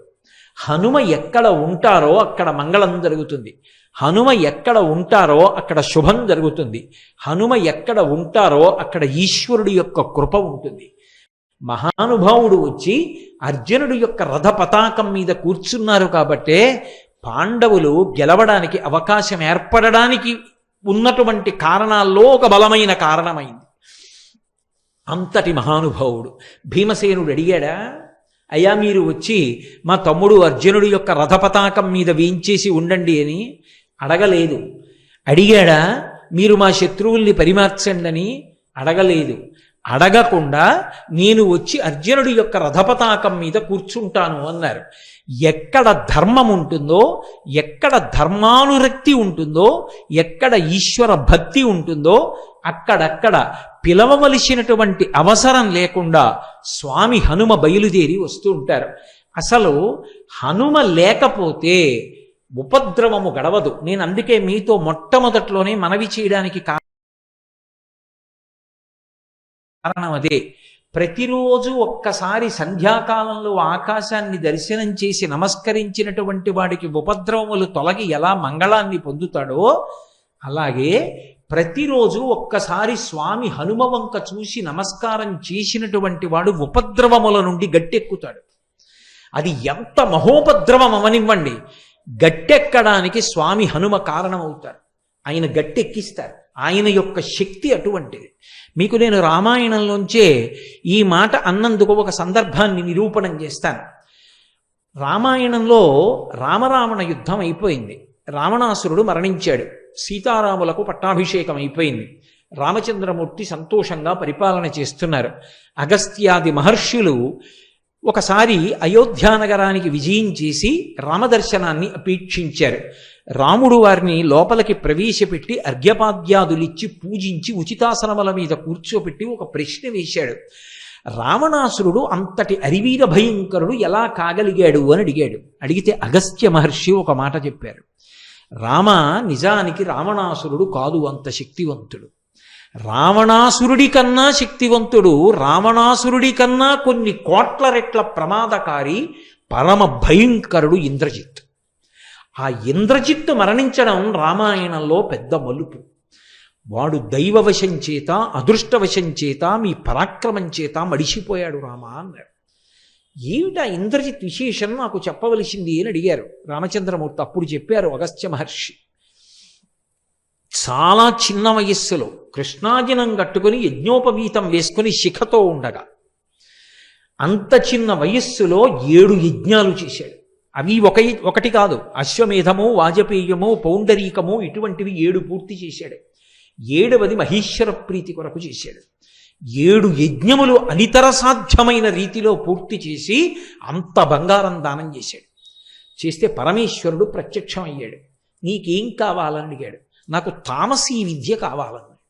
తామసీ అంటే ఆ వ్యక్తి యుద్ధానికి బయలుదేరితే చీకట్లు సృష్టిస్తాడు. కటిక చీకటి అయిపోతుంది. ఆ కటిక చీకట్లో ఆ వ్యక్తి ఎక్కడున్నాడో ఎవరికీ తెలియదు. ఆయన యొక్క నిలబడిన ప్రదేశం ఎవరికీ గుర్తించడానికి యోగ్యంగా ఉండదు, ఎవరికీ తెలియడు. ఆ చీకట్లో ఉంటాడు. రథం కూడా దివ్యరథం ఉంటుంది. అది ఈశ్వర ప్రసాదంగా వచ్చిన దివ్యరథం. దాని గుర్రాలు అంతే, అక్షయబాణ తుణీరాలు అంతే. అందులో ఉండి చీకట్లో నుంచి, మేఘముల చాటు నుంచి బాణాలు విడిచిపెడతాడు.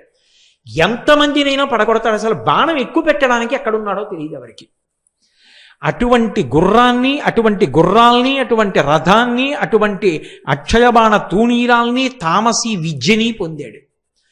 పొంది రావణాసురుని యొక్క ఆశీర్వచనాన్ని పొందాడు. ఒకప్పుడు రావణాసురుడు స్వర్గలోకం మీదకి దండయాత్ర చేసి దేవేంద్రుడితో యుద్ధం చేశాడు. దేవేంద్రుణ్ణి ఇంకా గెలవలేదు, కానీ బడలిపోయాడు. ఆ బడలిపోయి ఉన్నప్పుడు బయలుదేరి వచ్చాడు ఇంద్రజిత్తు. తనకున్నటువంటి తామసీ విద్యని ఆవిష్కరించాడు. వెంటనే ఇంద్రుణ్ణి బంధీకృతుణ్ణి చేశాడు.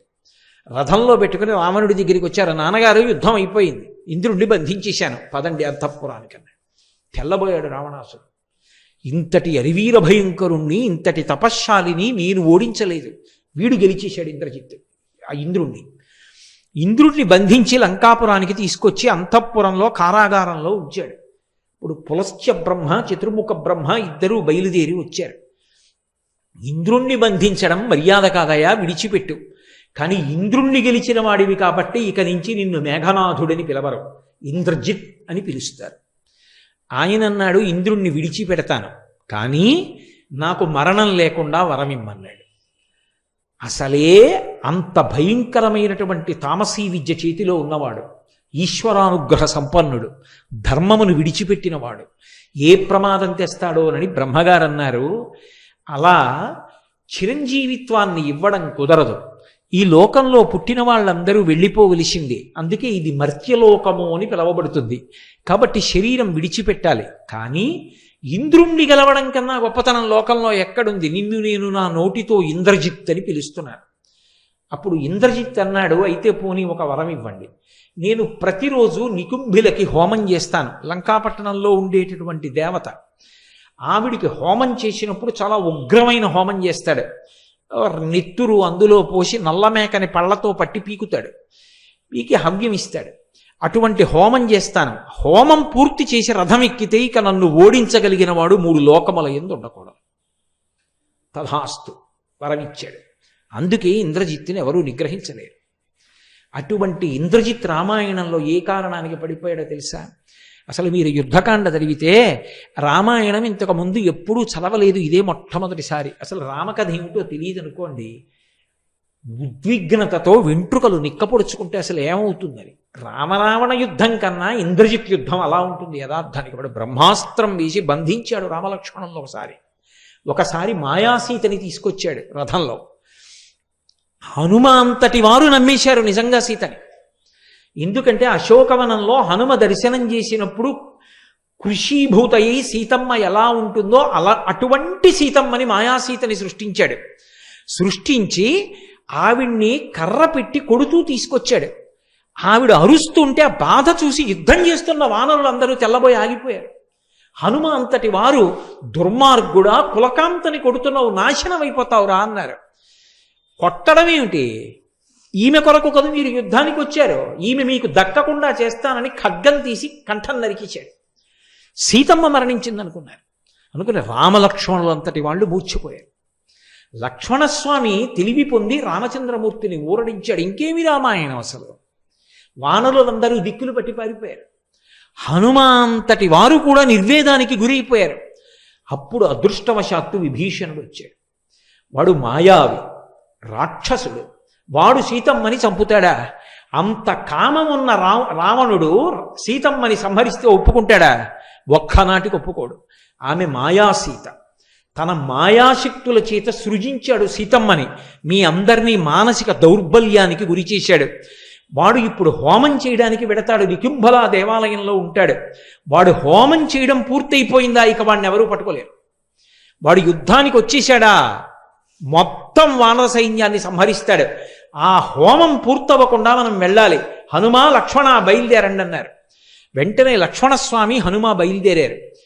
ఆ నికుంభలా దేవాలయంలో కూర్చున్నాడు. బయటంతా రాక్షసుల్ని కాపు పెట్టాడు. భయంకరమైనటువంటి హోమం చేస్తున్నాడు. హోమం పూర్తయి పీఠమించి లేచాడా, మళ్ళీ ఒక ప్రత్యేక రథం హోమగుండంలోంచి వస్తుంది. అది ఎక్కుతాడు. ఎక్కితే ఇక కనపడ్డా. తామసీ విద్యని ఉపాసన చేసి అక్కడి నుంచి అస్త్రప్రయోగం చేస్తాడు. కాబట్టి ఇప్పుడు పీటల నుంచి లేచిపోవాలి. బ్రహ్మగారికి మాట ఇచ్చాడు, ఏ రోజునైనా హోమం చేస్తుండగా పూర్తి చెయ్యకుండా పీటల నుంచి లేచిపోతే ఆ రోజున నేను మరణిస్తానన్నాడు. ఇంద్రజిత్ చచ్చిపోతే తప్ప ఆ యుద్ధం గెలవడం సాధ్యం కాదు. పడిపోవాలి ఇంద్రజిత్. అలా పడిపోవాలంటే పీటల మించి లేచిపోవాలి. పీటల మించి లేచిపోవాలంటే ఎలా? మహానుభావుడు స్వామి హనుమకి సాధ్యమైంది. అక్కడ ఉన్న వానర వీరులందరినీ మర్దించేశారు. అక్కడ ఉన్న రాక్షస వీరుల్ని మర్దించేశారు పట్టుకుని. ఆ చుట్టుపక్కల కాపలా ఉన్న వాళ్ళు పెద్ద పెద్ద కేకలు పెట్టారు. ఓయ్ ఇంద్రజిత్తు, అసలు తర్వాత నువ్వు ఈ హోమం పూర్తి చేయడం, యుద్ధానికి వెళ్ళడం, అసలు మేము బతికుంటే కదా. ఓ పక్క నుంచి మమ్మల్ని అందరినీ చంపేస్తున్నాడు ఈ హనుమ, ఈయన వచ్చి నీ మీద పడిపోతాడు, లే రా రక్షించు రక్షించు అని అరిచారు. తన వారన్న వారందరూ చేస్తున్నటువంటి ఆ హాహాకారాలు, ఆ కేకలు విని తట్టుకోలేకపోయాడు ఇంద్రజిత్. తట్టుకోలేక చేస్తున్న హోమాన్ని మధ్యలో విడిచిపెట్టి పీఠమించి లేచిపోయి రథం ఎక్కాడు. ఇదే అదును సంహరించి ఇవ్వాలన్నాడు విభీషణుడు లక్ష్మణస్వామిని. స్వామి హనుమ రోజున అలా బుద్ధితో యుక్తి పన్ని ఉండి ఉండకపోతే, అంత బలంతో రాక్షసుల్ని మర్దించి ఉండకపోతే అసలు లేస్తాడా పీటల మించి ఇంద్రజిత్? లేవకపోతే ఇంద్రజిత్తుని సంహారం చేయడం కుదురుతుందా? ఆ రోజు వాడు హోమం పూర్తి చేస్తే ఏమయ్యేదో రామాయణం. హోమం పూర్తి చేయకుండా రథం ఎక్కి యుద్ధానికి వచ్చాడు. యుద్ధానికి వస్తే ఇద్దరి మధ్య భయంకరమైన యుద్ధం జరుగుతోంది. లక్ష్మణస్వామి నేల మీద ఉన్నారు, వాడు రథం మీద ఉన్నాడు. అది దివ్యరథం. అప్పుడు స్వామి హనుమ వాహనమై లక్ష్మణస్వామిని తన భుజాల మీదకి ఎక్కించుకున్నారు. ఎక్కించుకున్న నాడు ఆ హనుమని బాణములు పెట్టి కొడితే పూచిన మోదుగు చెట్టులా అయ్యారు. అయినా సరే రామకార్యం కోసం, రాముడి కోసం, ధర్మం కోసం, తనని నమ్ముకున్న వానరుల కోసం, తన ప్రభు అయిన సుగ్రీవుడి కోసం లక్ష్మణస్వామిని వహించారు. భయంకరమైనటువంటి యుద్ధం ఇద్దరికీ మధ్య జరిగింది. అంత భయంకరమైనటువంటి యుద్ధం జరిగితే ఆ యుద్ధంలో చిట్ట చివరికి రౌద్రాస్త్రాన్ని ప్రయోగించాడు. రథాన్ని పడగొట్టాడు, సారథిని పడగొట్టాడు. చిట్ట చివరికి ఇంద్రజిత్తు ఇవన్నీ పోయినా సరే చేతిలో ఖడ్గాన్ని పట్టుకొని వేరొక ధనస్సు తీసుకుని లక్ష్మణస్వామి మీదకి యుద్ధానికి వచ్చాడు. ఐంద్రాస్త్రాన్ని ప్రయోగించి రామాయణానికి మూలమంత్రం అంటారు. ధర్మాత్మ సత్యసంధశ్చ రామో దాశరథిర్యది పౌరుషీచా ప్రతిద్వంద్వశరైనం జహిరావణిం.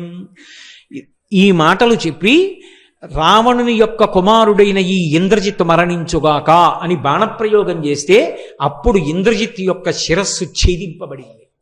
స్వామి హనుమ లేకపోతే అసలు ఆ ఇంద్రజిత్తు సంహారం చెయ్యడం అనేటటువంటిది అంత తేలికగా జరిగి ఉండేదా అని ఆలోచన చేస్తే అసలు అది అంత తేలికగా జరిగేటటువంటి కార్యం కానే కాదు. మహానుభావుడైనటువంటి హనుమ ఆర్తత్రాణపరాయణుడై ఎక్కడ ఎవరు ఎలుగెత్తి హనుమాని పిలవనివ్వండి, పరమ సంతోషంతో పరుగు పరుగున వచ్చి కాపాడతారు. ఆయన్ని పిలవక్కర్లేదు, ఆయన పేరు పెట్టి రామనామం చెప్తే చాలు పరమ ప్రసన్నుడైపోతారు. అందున ఆశ్చర్యం ఏమిటంటే సంవత్సరం మొత్తం మీద తప్పకుండా రామనామం కంఠ ఉన్నందుకు గళమెత్తి చెప్పవలసిన రోజు ఏదైనా ఉంటే ఇవ్వాలే. మార్గశిర మాసంలో వచ్చినటువంటి శనివారం. ఈ శనివారం నాడు ఎవరు రామనామ సంకీర్తనం చేస్తారో వాళ్ళందరికీ కూడా హనుమ యొక్క కృప విశేషంగా కలుగుతుంది. అంతటి మహానుభావుడు. ఒకరినేమి, ఆయన ఒకానొకనాడు తరిగొండ వెంగమాంబ గారిని రక్షించలా. తల్లి ఎక్కడో తరిగొండలో పుట్టారు, తిరుకొండ చేరుకున్నారు. తిరుకొండ తిరుమల, తరిగొండ వెంకటాచల క్షేత్రానికి దగ్గరలోనే ఉంటుంది. నరసింహస్వామి బిడ్డలు లేకపోతే కానాల కృష్ణయ్య మంగమ్మ అనేటటువంటి దంపతులు వెంకటాచలంలో వెంకటేశ్వర స్వామి వారిని ఉపాసన చేస్తే ఆయన అనుగ్రహంగా పుట్టింది. అందుకని వెంకమ్మ అని పేరు పెట్టుకున్నారు. చిన్నప్పటి నుంచి ఎప్పుడూ పూజలు భజనలు సంకీర్తనలు చేసేదావిడే. ఈ పిల్ల ఆడపిల్ల ఇక్కడ ఇలా భక్తిలో మునిగిపోతే రేపు పొద్దున్న అత్తవారింట్లో ఎలా పేరు తెచ్చుకుంటుంది? పెళ్లి చేయండి, మార్పు వస్తుందన్నారు. వెంటనే వెంకటాచలపతి అనబడేటటువంటి ఒక వ్యక్తిని చూసి వివాహం చేశారు. ఇంకా కాపరానికి వెళ్ళనే లేదు. ఆ భర్త గారు శరీరం విడిచిపెట్టాడు. నేను విధవని కాను, నేను ఎప్పుడో వెంకటేశ్వరుడు ఇల్లాలని, నాకు పెళ్లి చెయ్యొద్దని చెప్పేది ఆవిడ. అందుకని ఆవిడ సౌభాగ్య సూచనలను విడిచిపెట్టలేదు. విడిచిపెట్టకపోతే ఆ తరిగొండలో నేను ఆ తరిగొండ వెళ్ళి ప్రత్యేకంగా నరసింహస్వామి దేవాలయం, వేంగమాంబ గారు తిరిగిన ప్రాంతాలు దర్శనం చేసి పరవశత్వాన్ని పొంది వచ్చాను ఒకప్పుడు. ఆ నృసింహస్వామి దేవాలయం ఇప్పటికీ మీరు వెళ్ళినా చూడొచ్చు తరిగొండలో. ఆ తల్లి మంగళప్రదమైనటువంటి చిహ్నములతో సౌభాగ్యవంతురాలైన స్త్రీ ఎలా ఉంటుందో అలా పసుపు, గాజులు, పువ్వులు, కుంకం వీటితో ఉంటోందని ఒకప్పుడు ఆ ఊరు పీఠాధిపతులు వస్తే వారికి ఫిర్యాదు చేశారు. ఊళ్ళో ఉన్నవారు ఆయన పిలిపించారు వెంగమాంబ గారిని. వెంగమాంబ గారు చేతిలో పళ్ళు పట్టుకొచ్చి అక్కడ పెట్టి నిలబడ్డారు. నమస్కరించలేదు. పీఠాధిపతులు అడిగారు, ఎందుకు నమస్కరించలేదు నాకని అడిగారు. మీరు ఏమనుకోకుండా ఒక్కసారి లేవండి అన్నారు ఆవిడ. పీఠాధిపతులు లేచారు. ఆవిడ పీఠానికి నమస్కారం చేశారు. పీఠానికంటే ఆయన కూర్చున్న ఆసనానికి. ఆసనం భగ్గున కాలిపోయింది. అప్పుడు ఆయనకు అర్థమైంది ఈవిడ కారణజన్మురాలు. ఇటువంటి ఆవిడ జోలికి వెళ్ళవద్దు, ఈమె సంప్రదాయములకు అతీతమైన వ్యక్తి. అన్నీ ఒక గాట కలిపి మాట్లాడకూడదు, ఆమె సంప్రదాయాతీతమైన వ్యక్తి అని పీఠాధిపతులు చెప్పిన తరువాత కొన్నాళ్ళు ఆవిడ జోలికి వెళ్ళలేదు. కానీ ఒకప్పుడు ఆమె ఆ దేవాలయంలో హనుమ పాద సన్నిధిలో కూర్చుని ధ్యానంలో ఉండగా అర్చకులు జుట్టు పట్టి ఈడ్చేసి, మా ఊరికి దాపురించావు, ఎక్కడికైనా పోయినా బాగుండు నువ్వు అన్నారు. ఆ మాట ఆవిడికి ఎందుకో వెంకటాచల క్షేత్రానికి వెళ్ళిపోమ్మని చెప్తున్నట్టుగా అనిపించింది. 20 సంవత్సరాల వయస్సులో కటిక చీకట్లో కాకులు దూరని కారడవి, చీమలు దూరని చిట్టడవి అని చిన్నప్పుడు కథల్లో చెప్తారే, అటువంటి అరణ్యంలో బయలుదేరి ఆవిడ వెంకటాచల క్షేత్రాన్ని చేరుకోవడానికి ప్రయత్నించారు. అంత చీకటిలో ఆవిడ వెడుతున్నప్పుడు ఆమెని అరణ్యంలో కాపాడిన స్వామి ఎవరో తెలుసా? స్వామి హనుమ. త్రోవ హనుమ అంటారు. ఇప్పటికీ ఉంది వెంకటాచల క్షేత్రంలో ఆ మూర్తి. కాబట్టి మహానుభావుడు ఆయన ఎప్పుడు ఎక్కడ ఎవరిని ఆదుకోలేదు. స్వామి అని పిలిస్తే చాలు ధర్మం కోసం, ధర్మమునందు అనురక్తి ఉన్న వారి కోసం పరుగు పరుగున వచ్చి కాపాడారు. ఆయన సంగీతమునందు కూడా అంతటి మహాప్రవేశం ఉన్నటువంటి వారు. పరాశర సంహితలో ఒక విషయం చెప్తారు, ఆయన ఎంత వినయమున్నవారో. గర్వం అన్న మాటకు ఆయన అంత వ్యతిరేకి. గర్వం అంటే ఆయనకు అసహ్యం. ఒకానొకప్పుడు గరుత్మంతుడు అహంకారాన్ని పొందాడు. నా అంత గొప్పవాడు ఎక్కడున్నాడు? శ్రీ మహావిష్ణువుకి వాహనాన్ని. ఎటువంటి వారినైనా నా ముక్కుతో చీల్చి చెండాడగలను, నా రెక్కలతో కొడతాను, నా పాదములతో గోళ్లతో చీల్చేస్తానని గమనించాడు కృష్ణ భగవానుడు. ఒకేసారి గరుత్మంతుడికి సత్యభామకి కూడా గర్వభంగం చెయ్యాలనుకున్నాడు. గరుత్మంతుడిని పిలిచి, ఓ వైనతేయ, నువ్వు వెంటనే వెళ్ళి అదిగో గంధమాదన పర్వతం మీద పర్వత గుహలో పడుకుని ఉన్నారు హనుమ, నేను పిలుస్తున్నానని చెప్పి వెంటనే తీసుకురా అన్నారు. హనుమని తీసుకురావడం పెద్ద విషయం ఏమిటి? ఉత్తర క్షణంలో బయలుదేరి వెళ్ళారు గరుత్మంతుడు మంచి అతిశయంతో. అక్కడ గుహలో యోగనిష్టలో ఉన్నారు. ఆ కుంభకం చేసి యోగనిష్టలో ఉండగా వెళ్ళి హనుమా హనుమా అని పిలిచారు. పలకలేదు. పలకలేదని కోపం వచ్చి ఆయన నాసారంధ్రములోకి తన ముక్కు పుటాన్ని చేర్చి పొడిచారు. ఆయనకి కించిత్ ధ్యానభంగం అయింది. ఆయన చెవి దగ్గరికి వచ్చి అరిచారు. హనుమ చెవి దగ్గరికి వచ్చి ఆయన మెల్లిగా బహిర్ముఖులై, యోగాభ్యాసంలో ధ్యానంలో సమాధి స్థితిలో ఉన్నవాడు ఒక్కసారి బహిర్ముఖుడు కాకూడదు, మెల్లమెల్లగా బహిర్ముఖుడు కావాలి. అందుకని మళ్ళీ ప్రాణాయామంతోనే బహిర్ముఖులు అవుతారు. అందుకని ఈ వైనతేయుడైన గరుత్మంతుడికి గర్వం అణచాలని ఆయన ఒక ముక్కురంధ్రాన్ని పూసి ప్రాణాయామం కోసమని ఒక ముక్కురంధ్రం మూసి ఒక ముక్కురంధ్రంతో గట్టిగా ఊపిరి లాగారు. ఆ ఎదురుగుండా ఉన్నటువంటి గరుత్మంతుడు ఎగిరి వచ్చి ఆయన ముక్కు రంధ్రాన్ని కట్టుకున్నాడు. ఈ రంధ్రం ఇలా వదిలిపెట్టేస్తే గరుత్మంతుడు కింద పడ్డాడు. ఇలా మూసి మళ్ళీ ఈ రంధ్రంతో గట్టిగా గాలి విడిచిపెట్టారు, పీల్చిన గాలిని. ఆ గాలికి ఎగిరి ఎక్కడో వెళ్ళి పడ్డాడు. మళ్ళీ ఇలా పీల్చారు, మళ్ళీ వచ్చి ముక్కు కట్టుకున్నాడు. అయ్యబాబో, ఇదే బలం, ఇదేం బలం, ఊపిరి పీలిస్తేనే ఇలా ఉందనుకున్నాడు. హడిలిపోయి ఆయన ఊపిరిని యథాస్థితికి తెచ్చిన తరువాత పైకి ఎగిరిపోయి చూస్తున్నాడు. ఇలా కాదు, ఈయన్ని ఎత్తుకుపోతాను, నా రూపాన్ని పెంచడి, పెద్ద పెద్ద రెక్కలు పెంచాడు. హనుమ తన తోక పెంచి ఆకాశాన్ని చుట్టారు, వాలాన్ని. గరుత్మంతుడు ఆగ్రహించి తన ముక్కుతో దానికి ఛిద్రం చేయబోయాడు, పొడవబోయాడు. వెంటనే తన తోకతోటి గరుత్మంతుడిని చుట్టారు. చుట్టి బంధించి గిర్ర గిర్ర గిర్ర గిర్ర తిప్పి ఆకాశంలో విసిరేశారు. విసిరేస్తే పాలసముద్రం పక్కనున్న కొండ మీద వెళ్ళి పడ్డాడు. పడి అక్కడి నుంచి శరీరం అంతా భిన్నమైపోయి పాలసముద్రంలో మునిగాడు. మళ్ళీ పూర్వ తేజస్సు వచ్చింది.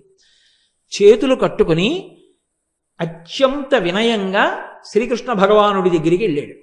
ఏమి హనుమా, ఏమి గరుత్మంతా తీసుకురమ్మన్నాను, హనుమని ఎందుకు తీసుకురాలేదన్నారు. ఏమీ తెలియనట్టు కృష్ణ పరమాత్మ. ఆయన ఏదో ధ్యానంలో ఉన్నాడు, మహానుభావ తీసుకురావడం కష్టమైంది, పలకట్లేదు. నా ఆజ్ఞ అని చెప్పు, సీతారాములు పిలుస్తున్నారని చెప్పు, వెంటనే వస్తాడు, వెళ్ళు, భయం లేదన్నారు. ఈసారి వెడితే రావడం ఉంటుందా? అనుమానం వచ్చింది గరుత్మంతుడికి. సరే, ఆయన ఆజ్ఞ, వినయంగా వెళ్ళు, గర్వంతో వెళ్ళకు. నేను రమ్మన్నాను కదా, నేను పిలుస్తున్నాను కదా అని చెప్పి ఊరికే హనుమా హనుమా అని కేకలేకు. పరమ వినయంతో చేతులు కట్టుకుని తల వంచుకొని, స్వామి మిమ్మల్ని సీతారాములు పిలుస్తున్నారని చెప్పు, వస్తారన్నారు. తిన్నగా హనుమ ఉన్న గుహ దగ్గరికి వెళ్ళారు. వెళ్ళి గరుత్మంతుడు చేతులు కట్టుకుని ఈసారి ఎంతో వినయంతో స్వామి హనుమా హనుమా అని పిలిచారు. ఏమి అన్నారు. పళ్ళు తీసుకెళ్ళి అక్కడ పెట్టి నమస్కారం పెట్టారు. అంజలి ఘటించి సీతారాములు పిలుస్తున్నారన్నారు. ఒక్కసారి పైకి లేచారు. సీతారాముల పద, ఎక్కడున్నారన్నారు. ముందు వైనతేయుడు ఎడుతున్నాడు, వెనకాతల హనుమ వచ్చారు. ఇంతలో కృష్ణ భగవానుడు అన్నాడు, పక్కన సత్యభామ కూర్చునుంది. సత్యభామ సత్యభామ, హనుమ వస్తున్నారు, పక్కన సీతమ్మని తప్ప ఒప్పుకోరు, నేను రాముడిగా మారిపోతున్నాను, నువ్వు సీతమ్మగా మారిపో అన్నారు. నేనెక్కడ మారిపోతాను సీతమ్మగా? అలా సీతమ్మే కావాలంటే కావాలనమనండి, నేను కృష్ణుడిగా ఉన్నాను, సత్యభామని చెప్పండి. అయినా అలా ఎవరు మారతారు?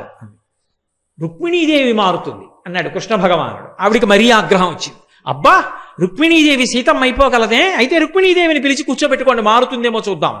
రుక్మిణీదేవి మారలేదని ఆవిడ ఆశ. ఆయన వెంటనే వచ్చేస్తున్నారు, స్వామి హనుమ రా రా, రుక్మిణి రా అని పక్కన కూర్చోబెట్టుకున్నారు. అనగా ఆదిలక్ష్మి అయిన రుక్మిణి తోడ క్రీడ సల్పుచున్న కృష్ణ చూచి కదూ, ఆవిడ ఆదిలక్ష్మి. ఆవిడే ఆదిలక్ష్మి, ఆవిడే ఒకప్పుడు సీతమ్మగా వచ్చింది. శ్రీరమ సీతగాగ నిజ సేవక బృందము వీర వైష్ణవాచార జనంబుగాగ విరజానది గౌతమిగాగ వికుంఠమున్నారయ భద్రశైల శిఖరగ్రముగాగ వసించు చేతనోద్ధారకుడైన విష్ణుడవు దశరథి కరుణాపయోనిధి అంటారు గోపరాజు గారు. రుక్మిణీదేవి సీతమ్మగా మారిపోయింది, కృష్ణ భగవానుడు రాముడైపోయాడు. హనుమ గబగబా లోపలికొచ్చారు. రామా రామా రామా పరమ సంతోషం. ఆయన చుట్టూ ప్రదక్షిణం చేసేశారు. ప్రదక్షిణాలు చేసి ఆయన కాళ్ళ మీద పడిపోయి నమస్కారం చేశారు. వెంటనే సీతమ్మ మెళ్ళోంచో హారాన్ని తీసి రాముడికి ఇచ్చింది. రాముడు ఆ హారాన్ని తీసి హనుమకిచ్చి, హనుమ ఎప్పుడు ఈ హారాన్ని పక్కన పెట్టకు, మెడలో వేసుకో. తప్పకుండా వేసుకుంటానని మెడలో వేసుకున్నారు. కొన్ని పళ్ళిచ్చి, హనుమ చాలా సంతోషం, నువ్వు మళ్ళీ యథేచ్ఛగా గంధమాదన పర్వతాన్ని చేరుకుని నీ గుహలో కూర్చుని ధ్యానం చేసుకో. హే భగవన్, మీరు మళ్ళీ సీతారాములుగా దర్శనమిచ్చారు, పరమ సంతోషం అని సంతోషపడిపోయి భజన చేసుకుంటూ ఎగురుకుంటూ హనుమ వెళ్ళిపోయారు. అటు సత్యభామ ఇటు గరుత్మంతుడు కూడా అతిశయం ఎంత చెడ్డదో తెలుసుకున్నారు. అప్పుడు చెప్తారు పరాశర సంహితలో, ఆయన పాట పాడుతూ నృత్యం చేస్తే అంత అద్భుతంగా పాట పాడుతూ నృత్యం చేస్తారట. అందుకే హనుమ గొప్ప గాయకుడు. ఇవాళ మీతో నేను ఒక విషయాన్ని ప్రస్తావిస్తున్నాను. విజయనగరంలో ఒక చిన్న దేవాలయం ఉంది, మీరు కూడా వెడితే తప్పకుండా చూడండి. అందులో హనుమ ఉంటారు, మీరు ఎక్కడ చూడరటువంటి మూర్తిని. తాళం వాయిస్తూ సంగీతం పాడుతూ పరమ సంతోషంతో నృత్యం చేస్తుంటారు ఆయన. ఒకప్పుడు భారతదేశానికి ఎనలేని ఖ్యాతి తీసుకొచ్చి తన నేపథ్యగానంతో కొన్ని వేల పాటలు పాడి అజరామరమైన కీర్తి సంపాదించి భగవద్గీతని కృష్ణ భగవానుడే చెప్తున్నాడా అన్నట్టుగా భగవద్గీత పాడి ఇప్పటికీ కీర్తి శరీరుడై వెంకటాచలంలో ఎవరి యొక్క పాట వినపడుతూనే ఉంటుందో అటువంటి ఘంటసాల వెంకటేశ్వరరావు గారు మహానుభావుడు 4 ఇళ్ల దగ్గరికి వెళ్ళి వాళ్ళు పెట్టినటువంటి అన్నం తిని వచ్చి పడుకోవడానికి చోటు లేక ఆ దేవాలయంలో పడుకునేవారు. ఇప్పటికీ పెద్దలు అంటారు, అక్కడ పడుకునుండగా ప్రతిరోజు రాత్రివేళ సంకీర్తన చేస్తారట హనుమ రామచంద్రమూర్తి మీద. మీరు ఇప్పటికీ వెడితే చూడొచ్చు. అది నేను ప్రత్యేకంగా దాని ఫోటో తెచ్చుకున్నాను కూడా. అసలు నేను ఇప్పటి వరకు ఎక్కడా చూడాల, ఒక్క విజయనగరంలోనే ఉంది ఆ మూర్తి. అక్కడే ఘంటసాల గారి పెద్ద విగ్రహం పెట్టారు. ఎక్కడ తను పడుకోవడానికి చోటు లేక ఇల్లు లేక గుడిలోకి వచ్చి పడుకున్నారో అక్కడే తరువాత ప్రపంచ ప్రఖ్యాతిని ఆర్జించినటువంటి ఘంటసాల వెంకటేశ్వరరావు గారు కచేరీ చేశారు అక్కడే కూర్చుని. అది విచిత్రం. మహానుభావుల జీవితాలు అలా ఉంటాయి. వాళ్ళు ఏం దాచుకోరు, అతిశయాలకి పోరు. ఏ రాత్రి వేళ బహుశः సంకీర్తన చేస్తున్నటువంటి హనుమ ఆ ఘంటసాల గారికి దర్శనమిచ్చారో, ఏ హనుమత్ కటాక్షాన్ని పొందారో, మహానుభావుడి కంఠం అమృతధార అయింది. ఇప్పటికీ ఇన్నేళ్ళైపోయింది, ఘంటసాల గారు తెలియని వ్యక్తి ఉంటాడా? మహానుభావుడు అంతటి స్థాయిని పొందారు అంటే హనుమ యొక్క అనుగ్రహ విశేషం. అటువంటి మహానుభావుడు హనుమ. భక్తి ధర్మము ఎక్కడ ఉంటాయో అక్కడ ఆయన అనుగ్రహం ఉంటుంది.